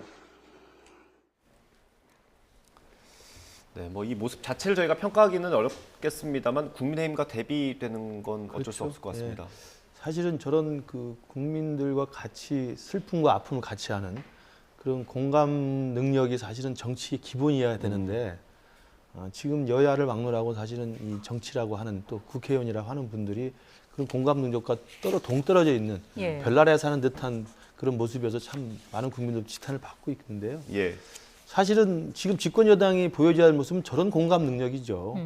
그리고 대통령께서도 그 월요일 8일 날 그렇게 참담하게 그 반지하 칸에서 나오지 못해서 돌아가신 그분들의 그 현장을 그 다음날 갔으면 정말 거기서 진심을 다해서 예. 진정성 있는 공감 능력과 애도와 이 참담한 심정들을 보여줘야 되는데 그렇지 못한 것으로 또 비춰지는 듯한 결국 대통령실의 그 카드 뉴스로 홍보나 하고 있고 예. 그리고 또 대통령께서 또 그날 그 말씀하신 것 중에 그러다가 그랬으면 어제 그 주무시다가 돌아가셨나 보다. 그렇지 않았지 않습니까? 예. 살기 위해서 발버둥 치다가 돌아가신 거 아니에요? 예. 그런 것들을 보면 정말 이 상황에 대한 보고가 제대로 되고 있는 건지 대통령 그 상황에 대한 진짜 공감 능력을 가지고 알고 있는 건지 예. 그런 게 전혀 없는 데다가 이제 어제 그걸 뒤늦게 이제 수습해 보기 위해서 예. 비대위원장이 선출된 다음에 첫 행사로 그 사당동의 그 아수라장 그 물난리 현장에 가서 봉사활동 하는데 웃으면서 사진 잘 나오게 비가 왔으면 좋겠다라는 이런 말도 안 되는 망언을 하는 게 지금 국민의힘의 현 주소입니다. 예. 그러니까 사실은 그 현장에 가서 그 물난리를 당해서 정말 침수된 그 자기 집의 그 암담한 사정을 생각해 보면 웃음이 나오겠습니까? 저는 그런 능력이 국민의힘 전반에 지금 부족하고 저는 그 지금 박홍근 원내대표가 사실은 그 세 분의 그 돌아가신 예. 장례실 다녀오면 당연히 저렇게 뭉클할 수밖에 없죠. 그렇지 않겠어요? 특히 발달 장애인 가족이라고 예. 그 보도가 나왔고 네. 그 딸이 또 그 죽기 전에 할머니한테 보낸 문자도 공개가 됐고 그래서 보면 정말 정치라는 것은 국민들이 아픈 것, 그다음에 필요한 것, 가려운 것, 어려운 것들을 이렇게 내만져주고 도와주고 하는 건데 정말 국민들과 동떨어져서 굴림하는 정치로 지금 되고 있는 게 아닌가. 국민의힘은 특히나 반성을 한다고 생각합니다. 사실 뭐 국민이 바라는 게 큰 것도 아닐 거예요. 그럼요. 진정성, 뭐 공감 능력 이런 걸 원하는 걸 텐데 당내 여러 잡음을 돌파해 보겠다고 민생 행보에 나섰는데 지금 빛이 바랜 그런 상황입니다. 오히려 상황이 거의 뭐 최악으로 치달았다 이런 분석이 나오고 있는데 이렇게 되면은 비대위가 시작하기도 전부터 이제 좀 힘이 빠지는 상황 아니겠습니까? 비대위가 출범은 했는데 예. 비대위의 성격도 아직 명확하게 규정이 안 된 예. 거라고 저는 생각합니다. 네. 비대위가 물론 전당대회 전까지 하는 건데 지금 이제 주호영 비대위원장은 혁신 비대위로 가야 된다라고 하고 있는데 혁신위원회는 그대로 또 있어요 또. 그래서 예. 혁신위원회가 이제 뭐 기능을 발휘하겠습니다만 네. 비대위의 성격이나 기간이나 아직 뭐 이런 것들도 정해지지 않은 네. 상태예요. 이제 비행기로 말하자면 이륙 좀 하려 하는데 근데 이륙하지 못한 상태가 되고 말아서 저 워낙 지금 메가톤급이에요. 저 발언 자체가. 다른 발언 같은 경우야 뭐 하루 이틀 언론에 나오다가 사라질 수 있는데 워낙 저 부분이 일반적인 그 뭐 민심이라고 거창하게 얘기할 것도 없어요. 일반 우리 개인의 어떤 그 보편적인 감정과 너무나 동떨어진 얘기라서 비대위에 전 아주 치명적인 그 영향이 있다고 보고 예. 대통령 지지율도 이제 새로 비대위 꾸리고 당도 좀 안정을 찾고 모르죠. 내일 이제 이준석 대표의 기자회견 때 어떤 메시지가 나올지 모르겠습니다만 또 가처분 신청이 17일 날 1차로 나온다니까 예. 그 결과에 따라서 상당히 혼란으로 가느냐 또 안전으로 가느냐에 이제 분수령은 되겠습니다만 어쨌든 아직도 상당히 혼란스러운데 이제 뭔가 좀 해보려고 하는데 저런 이제 일이 터져서 예. 저 부분은 저 국민의힘이 그냥 뭐 당윤리위에 제소해가지고 적당히 뭐 그렇게 생각도 안 하겠습니다만 그렇게 해서 다른 이슈가 또 생기면 덮고 이렇게 할 생각은 아예 꿈에도 하지 말아야 돼요. 예. 이 부분은 정말 국민들이 받아들일 때까지 네. 저 정도면 이제 국민의힘이 정말 진정성 있게 반성하는구나 라고 보일 때까지 예. 뭔가 조치를 계속 취해 나가야 된다. 그래야지 다른 비대위 활동도 진정성이 인정할 수 있다고 생각합니다. 예. 네. 일단 비대위가 제대로 시작을 하려면 인선을 마무리해야 될 거 아니겠습니까? 좀 물망에 오르는 사람들 있습니까? 언론에는 조금씩 보도가 됩니다만 오늘 출근길에 주호영 비대위원장이 이렇게 말한 걸 보면 언론에 나온 것과는 좀 다르다. 그리고 뭐 고사하고 있다, 뭐 거부하고 있다 하고 있는데 그것도 다르다라고 이야기를 하고 있어요. 그래서 그 주호영 비대위원장이 생각하고 있는 인선과 지금 언론에 거론되고 있는 인선과는 다소의 지금 괴리가 있는 것으로 보입니다.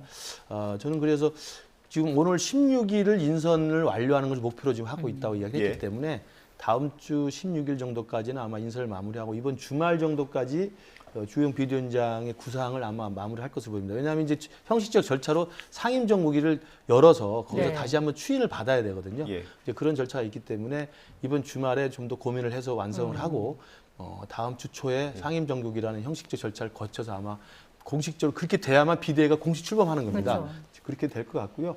저는 이 부분에서 비대위를 제안했는데 고사했다 이런 언론이 나오는 보도도 있습니다만 그건 제가 볼 때 좀 사실과 다른 것 같고 주호영 비대위원장이 실제로 직접 비대위 합류를 요청한 사람은 아직은 없는 것으로 제가 알고 있고요. 그러나 이제 고사하는 분위기에서 보면 언론 분석 중에 일부 언론에서는 이게 비대위가 짧은 비대위고 이기 때문에 오히려 여기에 참여하는 것보다는 다음 조기 전당대회 때 전당대회에서 당권 주자의 힘을 실어주는 게 자기한테 유리하다 이런 식의 이제 이유로 비대위 참여를 꺼린다고 그러는데 제가 볼 때 그런 식의 분위기도 국민의힘의 가장 큰 본질적 문제입니다. 지금 어려우면 비대위가 몇 개월을 하든 아니면 잘 되든 못 되든 자기 스스로가 힘을 보태서 또 자기가 여러 가지 우여곡절이 있고 힘든 게 있더라도 열심히 해서 도와서 방을 정상화시키는데 자기가 도움이 필요하면 해야지. 지금 여기는 좀 안 될지도 모르겠고 언제 갈지 모르니까 빠지고 다음에 전당대회 때 되는 사람 줄 서가지고 공천권 받겠다는 거 아닙니까? 이런 식의 사고방식, 이런 식의 지배적인 문화가 국민의힘에 그대로 있기 때문에 어제와 같은 그런 참담한 일이 벌어지는 거거든요. 그러니까 아무리 대통령이 열심히 하고 그리고 국민들이 국민의힘 보고 잘 하라고 하더라도 국민의힘에 있는 구성원들 또 의원들이나 당직자들이나 또 당 지도부가 그런 식의 국민들 정서와 동떨어져 있는 생각 속에 문화에 빠져 있다고 한다면 저는 굉장히 문제가 있다고 생각합니다. 그러니까 비대위원회 접촉을 했는지 안 했는지 모르겠습니다만 뭐 이건 일부 기사입니다. 기사니까 뭐 사실 확인이 안 되는 것일 수도 있지만 이번 비대위보다는 불안정한 비대위보다는 확실한 전당대회 유력 당권 주자의 줄을 서겠다. 이래서 핵관들이 설치는 겁니다. 제가 볼 때는 우리 당은 이런 것부터 고쳐야 된다고 생각을 해요. 예, 현재 그 비상 상황을 제대로 극복하는 게 중요하니까. 자기를 스스로 희생하고 힘들더라도 자기가 전력 투구를 해서 당을 고칠 생각을 해야지. 잘 된 다음에 줄 서서 자기 공천권 보장받겠다 하면 그게 말이 됩니까?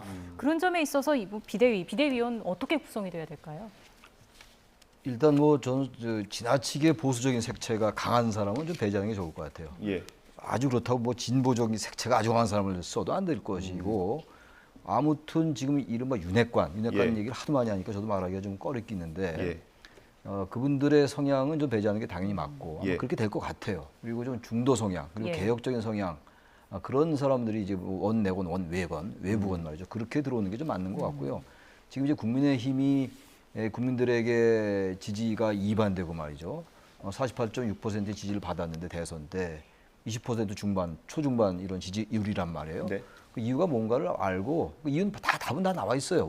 원인도 나와 있고 그리고 여전히 저런 행태가 또 나오고 있는 거라서 그런 부분들에 대해서 냉철한 인식을 가지고 그런 부분을 비판하고 고쳐 나갈 수 있는 그러한 생각과 사고를 가진 분을 선정해야 될 것 같아요. 예. 그런 다음에 그렇게 하면서 그 비대위원회 어떤 그 여러 가지 방향에 대해서 비대위의 방향에 대해서 의원들이 따라오고 그럼 조금씩 바뀌어 나가겠죠. 바뀌어 나가면 또 지지율도 반등하는 거예요. 근데 그렇지 않고 비대위도 뭐 적당히 관리형으로 가고 전당대회 당권 누구냐 계속 정치공학적인 접근하고 그렇게 된다면 비대위 구성이 아무 의미 없죠. 왜 그러냐면 비상대책위원회라는 건 원래 선거에 진정당이 하는 거예요. 선거에 이긴 정당 아닙니까? 대선도 이겼고 지방선거도 이겼는데도 비대위를 꾸리는 이런 그야말로 이상한 비상 상황.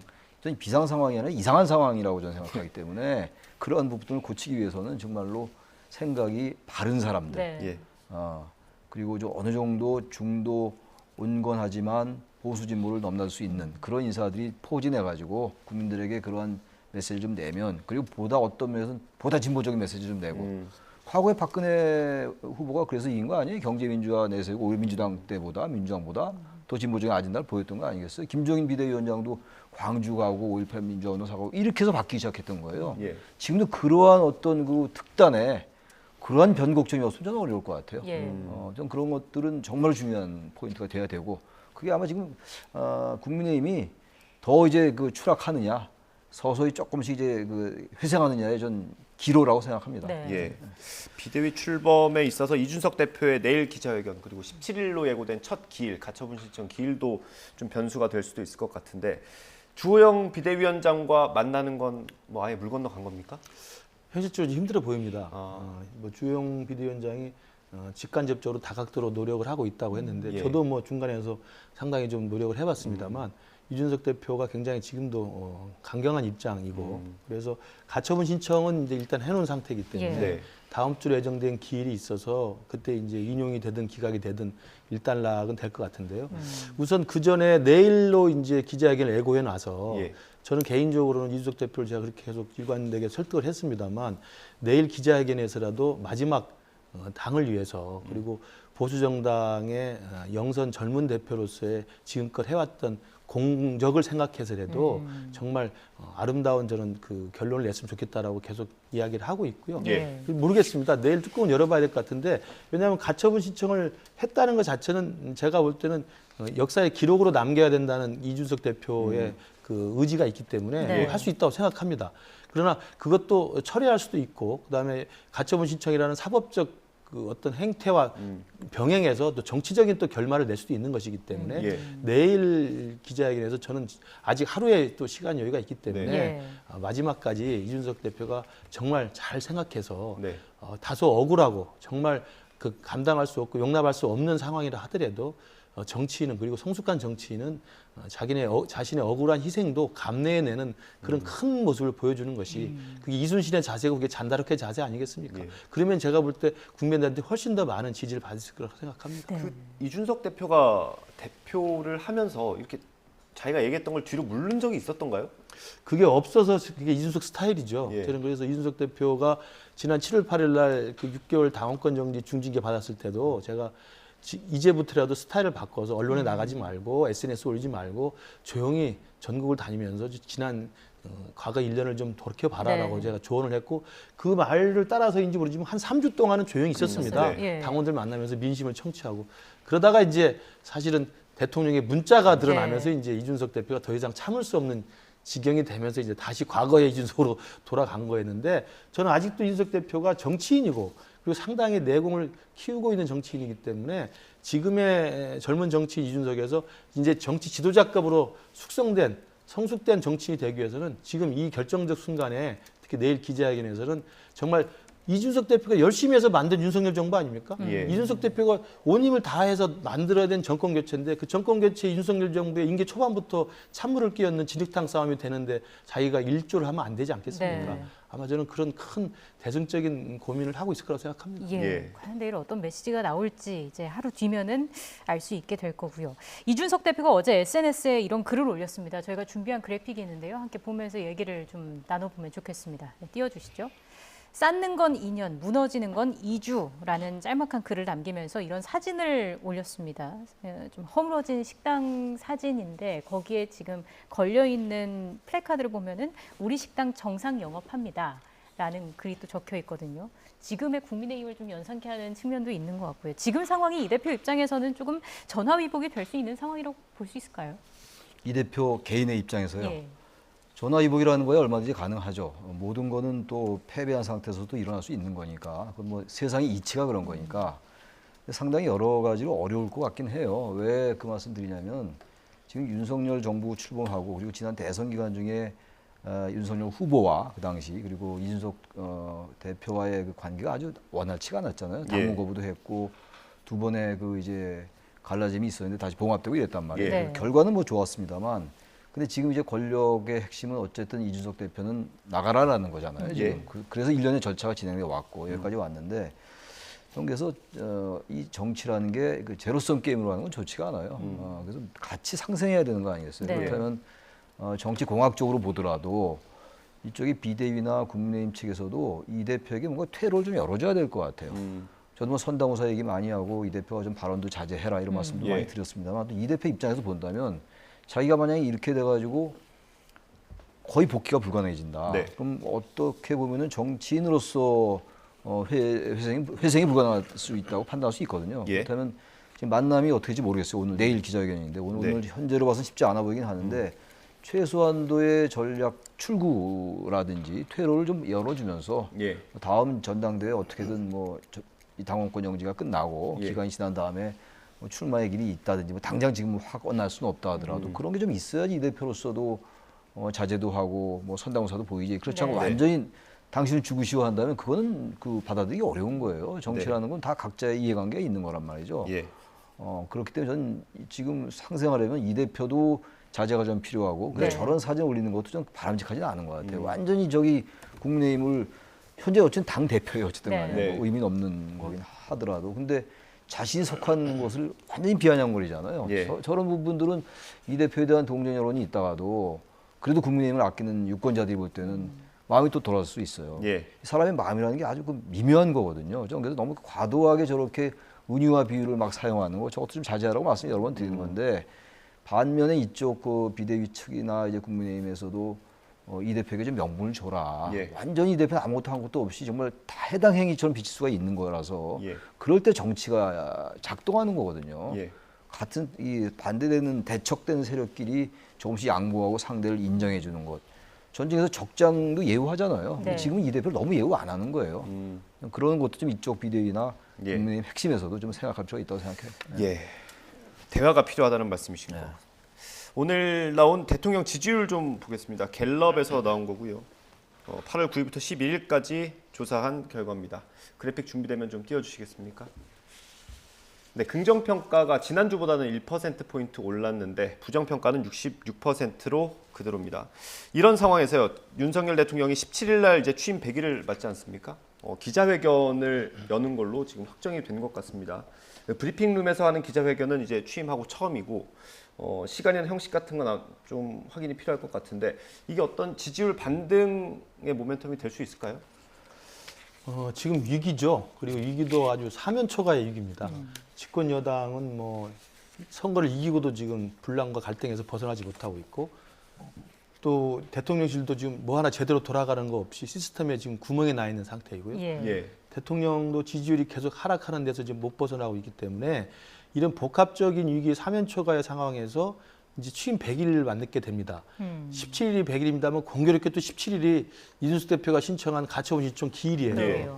그래서 일이 잘 풀릴지 네. 더 엉킬지는 모르겠습니다만 저는 대통령이 이번에는 비상한 각오로 그리고 정말 사직생의 각오로 17일 100일 기자회견을 준비한다 한다면 윤석열 본래의 스타일답게 제가 아는 윤석열 대통령은 상당히 솔직한 담백한 스타일입니다. 물론 네. 그게 지금 잘못 전달되고 처음에 정치를 시작한 지 얼마 안 돼서 그런지 모르겠습니다만 국민들한테 오만하게 지금 비춰진 수도 있습니다만 이제라도 정치의 본령이라는 것, 정치라는 것은 자기가 하고 싶은 걸 국민에게 던져주는 게 아니라 국민들이 원하고 바라는 것을 겸허하게 받아주는 거거든요. 그게 맞춰주는 거거든요.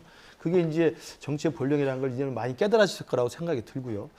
두 번째는 취임 100일의 기자회견에서는 반드시 해야 될 게 대통령에 대한 부정적 평가의 많은 부분이 뭐냐면 뭐 인사 참사도 있고 뭐 여러 가지 있고 무능도 있습니다만 인사 참사와 무능과 다 결합되는 게 뭐냐면 오만하고 일방적이고 독단적이라는 거거든요.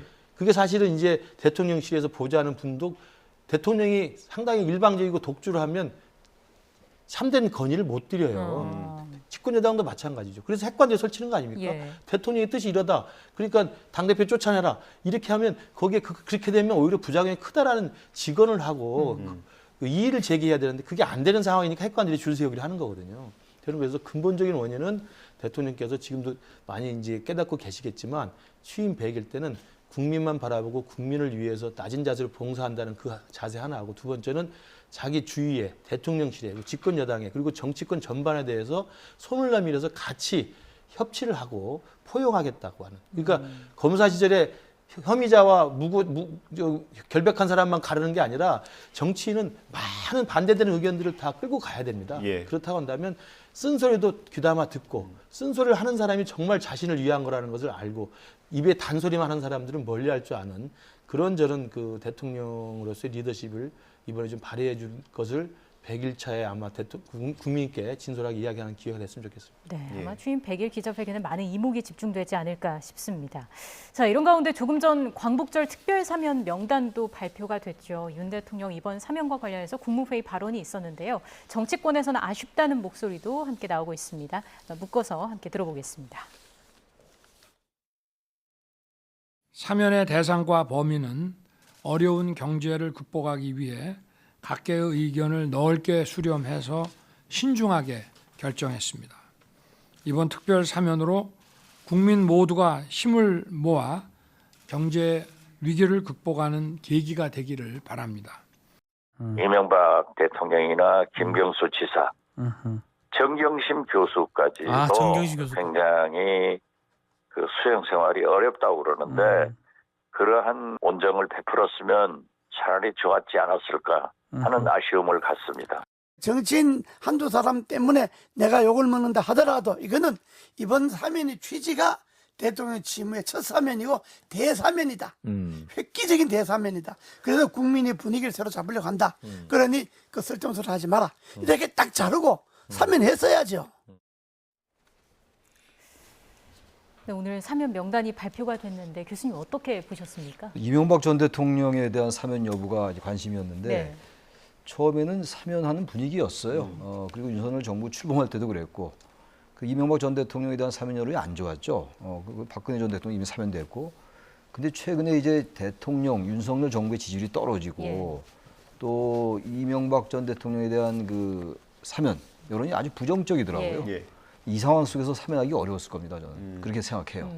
만약에 이재호 의원의 말도 일리가 있어요. 그래. 뭐 이런 거 따지지 말고 이제 아예 화끈하게 다 그냥 사면하자 이런 얘기잖아요. 근데 가뜩이나 지지율이 20% 초보 중반대고 지금 국민들의 민심과 자꾸 괴리돼 있다. 국민들의 눈높이 너무 멀어져 있다라는 지적이 계속되고 있는데 이명박 MB 전 대통령에 대해서 여론이 안 좋은데 사면 여론이 거기에 대해서 어떻게 또 사면할 수 있겠어요? 전 저 부분은 좀 불가피했다고 보고요. 그러니까 당연히 김경수 전 지사, 김경수 전 경남지사 사면할 수 없는 거죠. 사실 뭐 패키지로 인식돼 왔기 때문에 그 정경심 교수의 사면은 전 이 부분하고 좀 다른 차원인 것 같고 당연히 그래서 정치인들 사면 저는 이번에 빠진 거는 국민들의 여론을 전 따른 거라고 보기 때문에 예. 게다가 또 경제인들 사면에 대해서 여론이 좋았어요. 한때도 이재용 부회장에 대한 사면 여론도 안 좋았었거든요. 이번에 예. 복권된 거긴 합니다만. 근데 대체로 경제가 어렵고 그러다 보니까 경제인 사면해라, 복권해라 이런 여론이 많았다고요. 네. 거기 따른 거기 때문에 뭐 여러 가지 반론이 있을 수가 있겠습니다만 저는 이번에 이 사면 복권에 대한 이 부분은 경제인들은 이제 사면 복권 시켜주고 정치인들은 배제한 거 저는 뭐 나름 잘한 선택인 것 같고 그 근거는 여론의 향배에 예. 순응했다, 부응했다 이런 관점에서 저는 나름 긍정적으로 평가합니다. 예. 마지막으로 교수님께 여쭙겠습니다. 네. 그 홍준표 대구시장은 소극적이라고 얘기를 했고요. 유인태 전 국회 사무총장은 비겁하다라고 비판을 했습니다. 어떻게 생각하세요? 저도 이제 대통령이 고민이 컸겠지만 지지율이 막 하락하고 있는 추세에서 이 일각의 비판을 무릅쓰고 MB라든지 김경수 전 지사를 사면하는 게 이제 부담스러웠을 것으로 보입니다. 그래서 그 결정을 이해는 합니다만 저는 이제 최 교수님과 조금 다른 게 제가 만약 대통령실 참모였다고 한다면 예. 이럴 때일수록 정치인에 대한 어떤 용서 그리고 화합 그리고 여야를 넘나드는 협치의 어떤 포용의 어떤 모습을 보여주는 것이 과감하게 전국을 돌파할 수 있다고 생각을 해요. 물론 MB만 사면하고 김경수를 사면 안 하면 욕을 먹겠지만 네. 전통적으로 대통령이 하는 특별 사면에는요 네. 여야가 균등하게 다 안배를 하게 돼 있습니다. 예. 관례적으로 여당 대표, 야당 대표에게 물어보게 돼 있습니다. 예. 서로 이렇게 서로 맞춰야 되거든요. 저는 그런 의미에서 본다면 지금 이 지지율 하락과 이 난맥 싸움을 얽혀버린 국정 임기 초반의 국정이 어디서 시작됐냐면 대통령이 협치의 손을 내밀지 않은 거거든요. 야당에게도 협치의 손을 내밀고 심지어는 우리 여당 내 이준석 대표에게도 협치의 손을 내밀지 않아서 여기까지 온 거 아닙니까? 예. 자기랑 불편한 사람, 자기하고 싸웠던 사람은 마음에 들지 않는다라고 내치는 상황이 되니까 자꾸 지지율이 쪼그라드는 거예요. 네. 이준석도 끌어안고 유승민도 끌어안고 홍준표도 끌어안고 안철수도 끌어안고 기본적으로 끌어안은 상태에서 야당에게도 손을 내미는 것이 정치의 본령인데 예. 그걸 처음부터 못했기 때문에 저는 여기까지 온 거라고 생각하는데 취임 100일 기자회견에서 그걸 좀 고쳐 나가시기를 바라고 저는 그런 의미에서 이번 8.15 특사는 굉장히 고민이 컸겠지만 네. 이럴 때일수록 정말 다른 지금까지와 다른 정말 포용과 협치와 화합의 정치라는 측면에서 MB하고 김경수 전 지사는 저는 충분히 고려했으면 좋았지 않았을까 저는 그런 생각을 해봅니다. 네, 알겠습니다. 시간이 다 돼서 여기서 마무리를 해야겠습니다. 지금까지 최창열 용인대 교수, 김근식 경남대 교수와 이야기 나눴습니다. 고맙습니다. 고맙습니다. 네, 고맙습니다.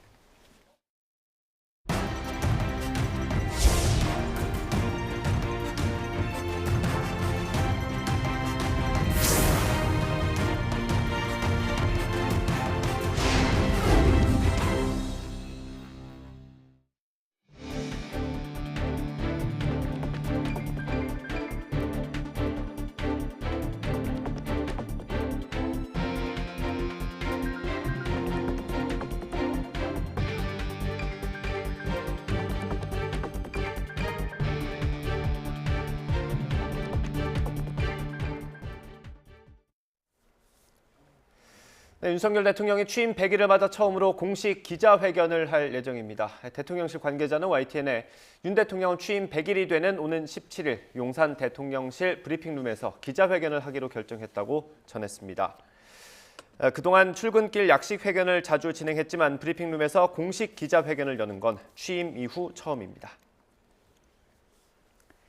8.15 특별 사면으로 복권이 결정된 이재용 삼성전자 부회장이 국가 경제를 위해 열심히 뛰겠다고 입장을 밝혔습니다. 이 부회장은 오늘 경영권 불법 승계 의혹 오전 재판을 마친 뒤 소감을 묻는 취재진에게 이같이 말했습니다. 이 부회장은 국정농단 뇌물 사건으로 징역 2년 6개월이 확정돼 형기를 마쳤지만 5년간 취업 제한 규정을 적용받고 있었는데 이번 복권 결정으로 경영활동 제약에서 벗어나게 됐습니다. 국민의힘은 윤석열 대통령이 단행한 첫 특별 사면이 민생과 경제 활성화에 중점을 두었다고 의미를 부여했습니다. 국민의힘 박형수 원내대변인은 구두 논평을 통해 이번 광복절 특사는 기본적으로 경제와 민생 회복에 방점이 찍혀 있다고 밝혔습니다. 또 이번에 이명박 전 대통령이나 김경수 전 경남지사 등 정치인 사면이 제외된 건 정치적 논란을 고려한 것으로 보인다고 덧붙였습니다. 더불어민주당 우상호 비상대책위원장은 광복절 특별 사면에 대해 이번에만 유독 정치인만 제외하는 게 타당하냐며 유감이라고 밝혔습니다. 우 위원장은 오늘 오전 국회에서 취재진과 만나 이재용 삼성전자 부회장 등 경제인에 대한 특별 사면에 대한 질문에 이같이 답했습니다. 우 위원장은 국민 통합을 위해서 사면을 할 때는 정치인을 포함하는 게 관례라며 유독 정치인만 제외하는 게 타당하냐며 유감을 표했습니다.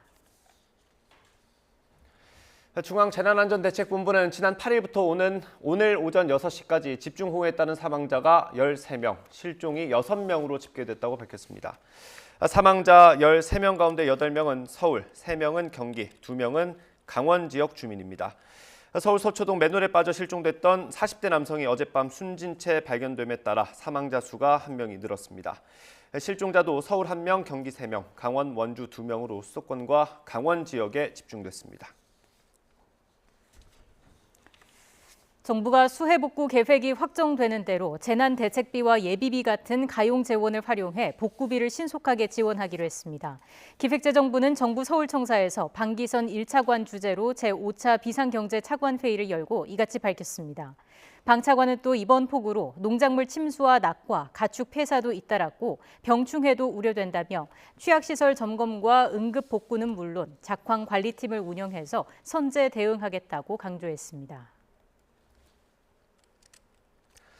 문재인 전 대통령은 지금은 수해 복구에 다 함께 힘을 모을 때라며 자신의 퇴임 100일 기념 행사 자제를 요청했습니다. 문 전 대통령은 오늘 오전 자신의 SNS에 오는 14일 평산마을에서 퇴임 100일 행사를 한다는 계획을 온라인에서 봤다며 이같이 밝혔습니다. 다만 문 전 대통령은 장기간의 욕설, 소음 시위에 대한 대응과 주민 위로를 위한 계획이어서 그 뜻은 고맙게 생각한다고 덧붙였습니다. 네, 조금 전에 들어온 속보 전해드리겠습니다. 경기도 화성에 있는 해상에서 공군 전투기가 추락했다는 소식입니다. 오늘 낮 12시 12분쯤입니다. 경기도 화성시 서신면 해상에서 공군 전투기 제10 전투비행단 소속 F4 전투기가 추락했습니다. 네. 전투기에는 조종사 2명이 타고 있었던 것으로 전해졌습니다. 군과 소방당국은 수색과 함께 인명피해 상황을 현재 파악하고 있습니다. 다시 한번 전해드리겠습니다. 경기 화성에서 공군 전투기가 추락했다는 소식이 들어왔습니다. 예. 공군 제10 전투비행단 수원기지 소속 F4 전투기입니다. 예, 전투기에 조종사 2명이 타고 있었던 것으로 전해졌고요. 군과 소방당국이 지금 해상에서 수색 작업을 벌이고 있습니다. 인명피해 상황 들어오는 대로 다시 한번 전해드리겠습니다.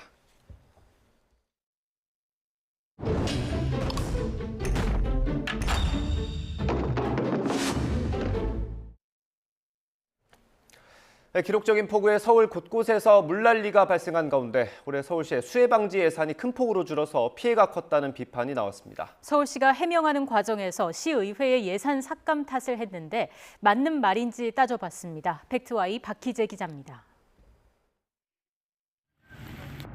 서울 수해 발생 이튿날 서울시가 수해 방지 예산을 줄여 피해를 키웠다는 언론 보도가 쏟아졌습니다. 서울시는 신속하게 보도자료를 내 해명했습니다. 민주당이 절대 다수를 차지한 시의회가 정치적인 이유로 시가 제출한 수해 방지 예산을 250억 원 가까이 삭감했다는 내용이었습니다. 지난해 말 서울시의회 예산안 회의. 수해 방지 관련 예산을 심의하는 자리에서 의원의 질타가 이어졌습니다.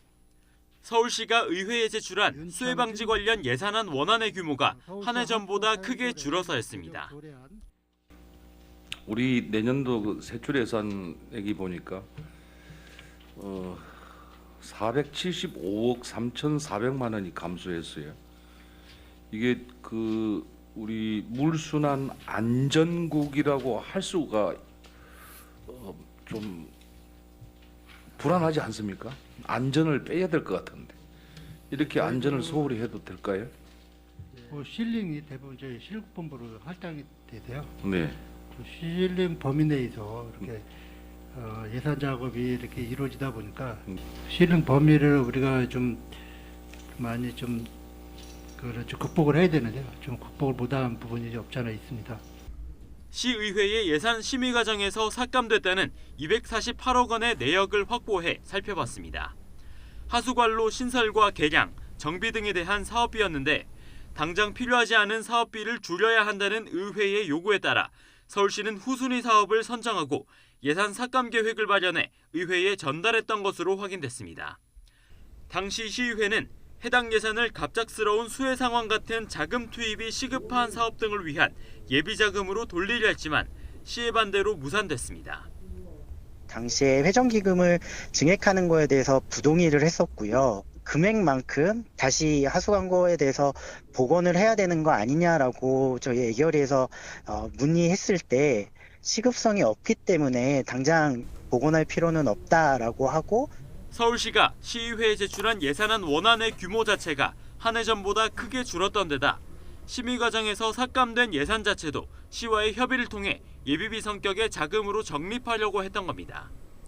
결국 절대다수 민주당의 시의회가 정치적인 이유로 서울시의 수해방지 예산을 삭감했다는 서울시의 주장, 대부분 거짓입니다. YTN 박희재입니다. 서울시는 하수도 맨홀 뚜껑 열림 사고가 인명피해로 이어지지 않도록 내부에 그물이나 철 구조물 등 맨홀 추락 방지 시설을 시범 설치한다고 밝혔습니다. 지난 8일 집중호우로 물이 불어나며 서초구 도로 위 맨홀 뚜껑이 수압을 견디지 못하고 튕겨나와 그 안으로 2명이 빠져 실종되는 등 사고가 잇따르자 내려진 조처입니다. 시는 올 하반기부터 저지대 등 침수 취약 지역, 하수도 역류 구간에 우선 도입한 뒤 설치를 확대해 나갈 방침입니다. 거래 절벽 상태에 놓인 서울의 아파트값이 3년 4개월 만에 최대폭으로 하락했습니다. 금리 인상과 경기 침체에 대한 우려로 시세보다 가격을 크게 낮춘 초초금매 위주로만 거래가 이루어지고 있습니다. 이동우 기자의 보도입니다. 만 가구 가까운 국내 최대 규모의 아파트 단지인 서울 송파구 가락동 헬리오시티. 전용 면적 84제곱미터가 지난해 10월 23억 8천만 원에 팔렸는데 최근엔 4억 원 넘게 급락한 19억 원대도 매물이 나와 있습니다. 거래가 거의 안 돼요. 매수가 심리가 꺾여서 아주 싸게 나오면은 관심을 가지고, 그렇게 되면은 전체적으로 매수 심리가 살아나기가 쉽지 않을 것 같고. 실제로 이번 주 서울 아파트값은 0.08% 하락하며 지난 2019년 4월 1일 조사 이후 3년 4개월 만에 가장 큰 폭의 하락세를 보였습니다. 서울 25개 구 가운데 서초와 용산을 제외한 23개 구가 떨어졌습니다. 강남권에서는 서초구가 2주 연속 보합을 기록한 반면 강남구는 지난주에 이어 이번 주에도 0.02% 하락했고 송파구는 마이너스 0.06%로 내림폭이 커졌습니다. 경기도 아파트값은 지난주 마이너스 0.09%에서 마이너스 0.1%로, 인천시는 마이너스 0.11%에서 마이너스 0.15%로 하락폭이 더 커졌습니다. 수도권 아파트값은 0.1% 떨어졌는데 지난 2019년 4월 22일 이후 3년 3개월 만에 최대폭입니다. 금리 급등, 대출 규제, 집값 고점, 주택 구매 심리 악화 등으로 현재 아파트 가격이 떨어지고 있는데 추가 금리 인상이 예고됨에 따라 올 하반기에는 본격적인 하락 국면이 예상됩니다. 전셋값은 전국이 0.06% 하락하며 지난주보다 낙폭을 키웠습니다. 서울은 0.03% 떨어져 지난주와 같았지만 경기와 인천은 지난주보다 하락폭이 더 커졌습니다. 전문가들은 금리 인상과 경기 침체에 대한 우려로 집값과 전셋값이 동반 하락하는 현상이 계속 이어질 것으로 전망하고 있습니다. YTN 이동호입니다. 한국전력이 올해 상반기에만 14조 원이 넘는 역대 최대 규모의 영업손실을 냈습니다. 한전은 올해 상반기 영업손실이 14조 3,033억 원으로 1년 만에 손실 규모가 14조 원 넘게 급증했다고 밝혔습니다. 올해 상반기 적자는 지난해 1년 동안의 적자 5조 8천억 원의 2배가 넘습니다.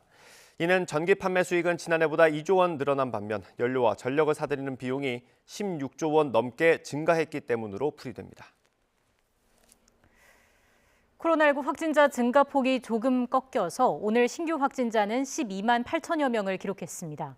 정부는 진료와 검사, 처방을 한 곳에서 받는 원스톱 진료기관 운영을 재정비하고 해열제 등 감기약 공급을 확대하기로 했습니다. 4회 2부 연결하겠습니다. 김현아 기자. 네, 김현아입니다. 네, 증가폭이 비슷하게 유지되는 모습이었는데 오늘 약간 줄었다고요? 네, 0시 기준 확진자가 12만 8,714명으로 집계되면서 일주일 전보다 14% 증가한 것으로 나타났습니다. 전주 대비 증가폭은 이번 주 내내 20에서 30%를 오갔는데 오늘 10%대 중반 정도로 떨어진 겁니다. 재유행 정점이 다가오는 것으로 보이지만 예상보다는 감소세 전환이 느려서 정점이 이달 말쯤으로 늦춰지고 규모도 20만 명은 훨씬 넘게 될 거란 예측이 나왔습니다. 위중증 환자는 35명 늘어나 453명으로 집계됐고 병상 가동률은 40%를 넘었습니다. 일일 사망자도 58명으로 석 달 만에 최다를 기록했던 어제와 비슷한 수준입니다. 일상을 유지하면서도 피해를 줄이기 위해 정부는 연일 의료 대응 상황을 점검하고 있습니다. 특히 전체 원스톱 진료기관의 3분의 1을 점검했더니 10%는 진료와 처방에 차질이 있어서 후속 조치했고 위치 등이 잘못 기재됐던 부분도 바로잡았다고 밝혔습니다. 또 고령자 등 고위험군은 방문 예약을 통해 우선 검사와 진료를 받을 수 있게 했습니다. 재택치료 환자가 70만 명에 육박함에 따라 약품 공급 대책도 추가됐습니다. 해열제 등 감기약 공급 확대를 독려하고 부족할 것 같은 약품은 약가 연동제 적용을 완화해주기로 했습니다. 지금까지 사회 2부에서 YTN 김현아입니다. 코로나19 방역을 방해한 혐의로 재판에 넘겨진 이만희 신천지 총회장의 무죄가 확정됐습니다. 대법원은 오늘 이만희 총회장의 상고심에서 감염병 예방법 위반과 위계에 의한 공무집행 방해 혐의에 대해 무죄를 선고한 원심을 확정했습니다. 다만 교회 자금을 빼돌려 건물 신축에 사용하는 등 50여억 원을 횡령하고 신천지 행사를 위해 허가 없이 공공시설을 이용한 일부 혐의는 유죄로 인정돼 징역 3년에 집행유예 5년을 선고한 원심도 확정됐습니다. 정부가 어린이 보호구역 스쿨존 내 교통사고 사망자를 2026년까지 제로로 줄인다는 목표를 포함한 1차 어린이 안전 종합계획을 발표했습니다. 어린이 안전 종합계획은 정부의 어린이 안전 정책을 체계적으로 추진하기 위해 2020년 5월 제정된 어린이 안전관리에 관한 법률에 따라 처음으로 마련한 법정 계획입니다. 우선 2026년까지 스쿨존 어린이 교통사고 사망자의 제로화를 목표로 제시했습니다. 정부는 이를 위해 교통안전시설물의 적정성을 검증하는 등 관리를 강화하고 차도와 인도가 분리되지 않은 도로는 보행자 우선도로로 지정하며 보행로 설치가 곤란한 장소는 일방통행으로 지정해 안전한 통학로를 확보하기로 했습니다. 또 어린이가 안전하게 승하차할 수 있는 전용 정차구역을 늘리기로 했습니다.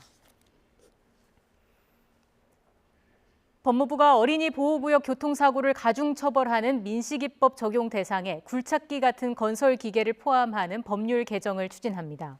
법무부는 어린이 보호구역 사망 상해나 도주 차량 운전자 가중처벌 대상 자동차에 굴착기나 지게차 같은 건설 기계를 포함하는 특정 범죄 가중처벌법 일부 개정안을 다음 달 21일까지 입법 예고했습니다. 법무부는 지난달 경기도 평택에서 발생한 초등학생 사망 사건에서 아무런 조처를 하지 않고 현장을 떠난 굴착기 운전자에 대해 민식이법을 적용하지 못한 예를 들며 입법 공백이 있어 개선할 필요가 있다고 설명했습니다. 젊은 나이에 독립운동에 뛰어들었던 광복군 17명, 후손이 없어 지금까지 서울 수유리의 합동묘소에 안장돼 있었습니다. 오는 15일 광복절을 앞두고 선열들의 유해를 광복 77년 만에 국립대전현충원으로 이장하는 작업이 시작됐습니다. 한현희 기자가 보도합니다. 국방부 의장대가 태극기로 감싼 작은 관을 운구합니다.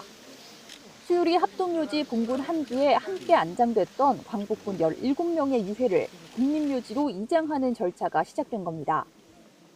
중국에서 정보 수집 활동을 하다 체포된 뒤 순국한 백정현 지사와 한국 청년 전지공작대를 창설했다 피살된 현익평 지사 등 광복군 17명. 광복 직후 국립묘지가 없어 한 곳에 묻혔고 젊은 나이에 목숨을 잃어 이장을 신청할 후손조차 없었던 탓에 지금까지 국립묘지로의 이장도 이뤄지지 못했습니다. 그러다 이들 광복군 소녀를 기리고 끝까지 책임진다며 국가가 처음으로 이장을 추진하면서 광복 77년 만에 국립묘지로 옮겨지게 됐습니다.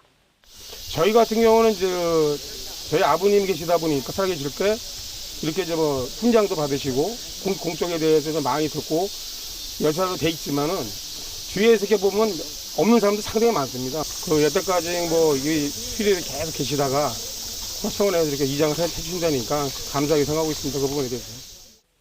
오는 14일 대전현충원에서 안장식을 진행할 계획인데 그 전까지 서울현충원에 임시 안치하고 온 오프라인 국민 추모 참배 기간을 운영합니다. 보훈처는 앞서 윤동주, 송몽규 지사와 홍범도 장군 등 호적이 없었던 독립선열 156명의 가족관계 등록부도 만들었습니다. 역시 호적을 신청할 직계 후손이 없어 대한민국 국민임을 보여주는 공적 서류가 없었는데 올해 처음으로 정부 직권으로 만든 겁니다. 보훈처는 독립유공자들을 기리는 것은 후손에 마땅한 책무라며 앞으로 타국에 잠든 독립 영웅들의 유해도 모시기 위해 힘을 쏟을 방침입니다. YTN 한현입니다. 네, 조금 전에 속보로 전해드렸던 내용 다시 한번 전해드립니다. 오늘 오후 훈련 중이던 전투기 한 대가 추락하는 사고가 있었습니다. 네, 탑승 중이던 조종사 2명은 비상 탈출에 성공해 무사한 것으로 확인됐습니다. 취재기자 연결합니다. 신준명 기자. 네, 국방부입니다. 네, 새롭게 들어온 소식 자세히 전해주시죠. 네, 오늘 낮 12시 20분쯤 경기 화성 서신면 제브리 해상으로 F4 팬텀 전투기가 추락했습니다. 공군 제10 전투비행단 수원기지 소속 전투기입니다. 전투기에는 조종사 2명이 타고 있었는데 추락 당시 다행히 비상탈출에 성공해서 무사한 것으로 파악됐습니다. 또 전투기 추락으로 인한 민간 피해도 없는 것으로 파악됩니다. 공군은 참모차장을 위원장으로 사고대책위원회를 구성해서 사고 원인을 규명하고 있습니다. 다시 한번 전해드리겠습니다. 오늘 날 12시 20분쯤 경기 화성 서신면 제브리 해상으로 F4 전투기 한 대가 추락했습니다. 공군 제10 전투비행단 수원기지 소속 전투기입니다. 전투기에는 조종사 2명이 타고 있었는데 추락 당시 비상탈출에 성공해서 무사한 것으로 파악됐습니다. 또 전투기 추락으로 인한 민간 피해도 아직까지는 파악된 것은 없는 것으로 확인됐습니다. 공군은 참모차장을 위원장으로 사고대책위원회를 구성해서 사고 원인을 규명하고 있습니다. 지금까지 국방부에서 전해드렸습니다.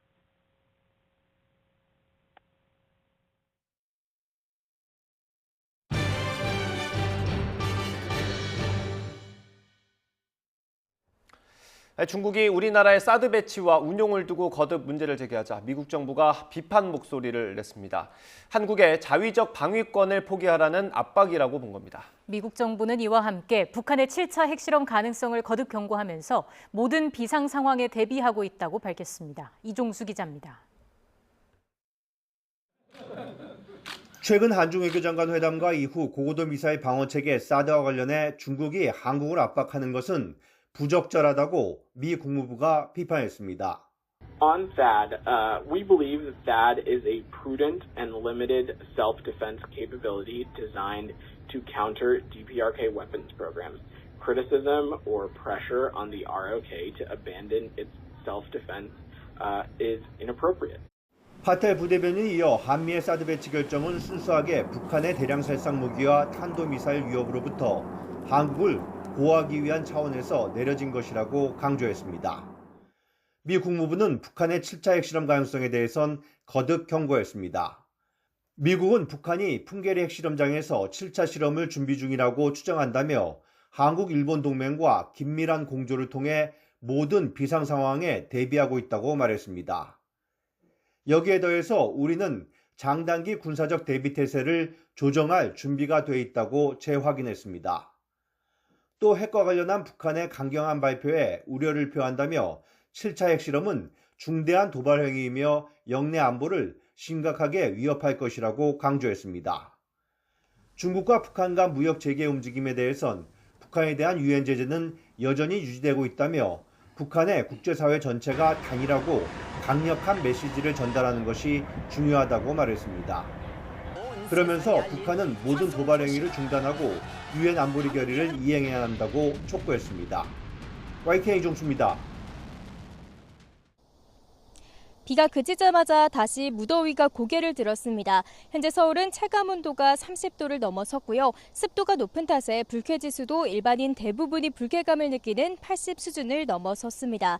특히 폭염경보가 내려진 영남 지방은 35도 안팎의 찜통더위가 기승을 부리고 있으니까요.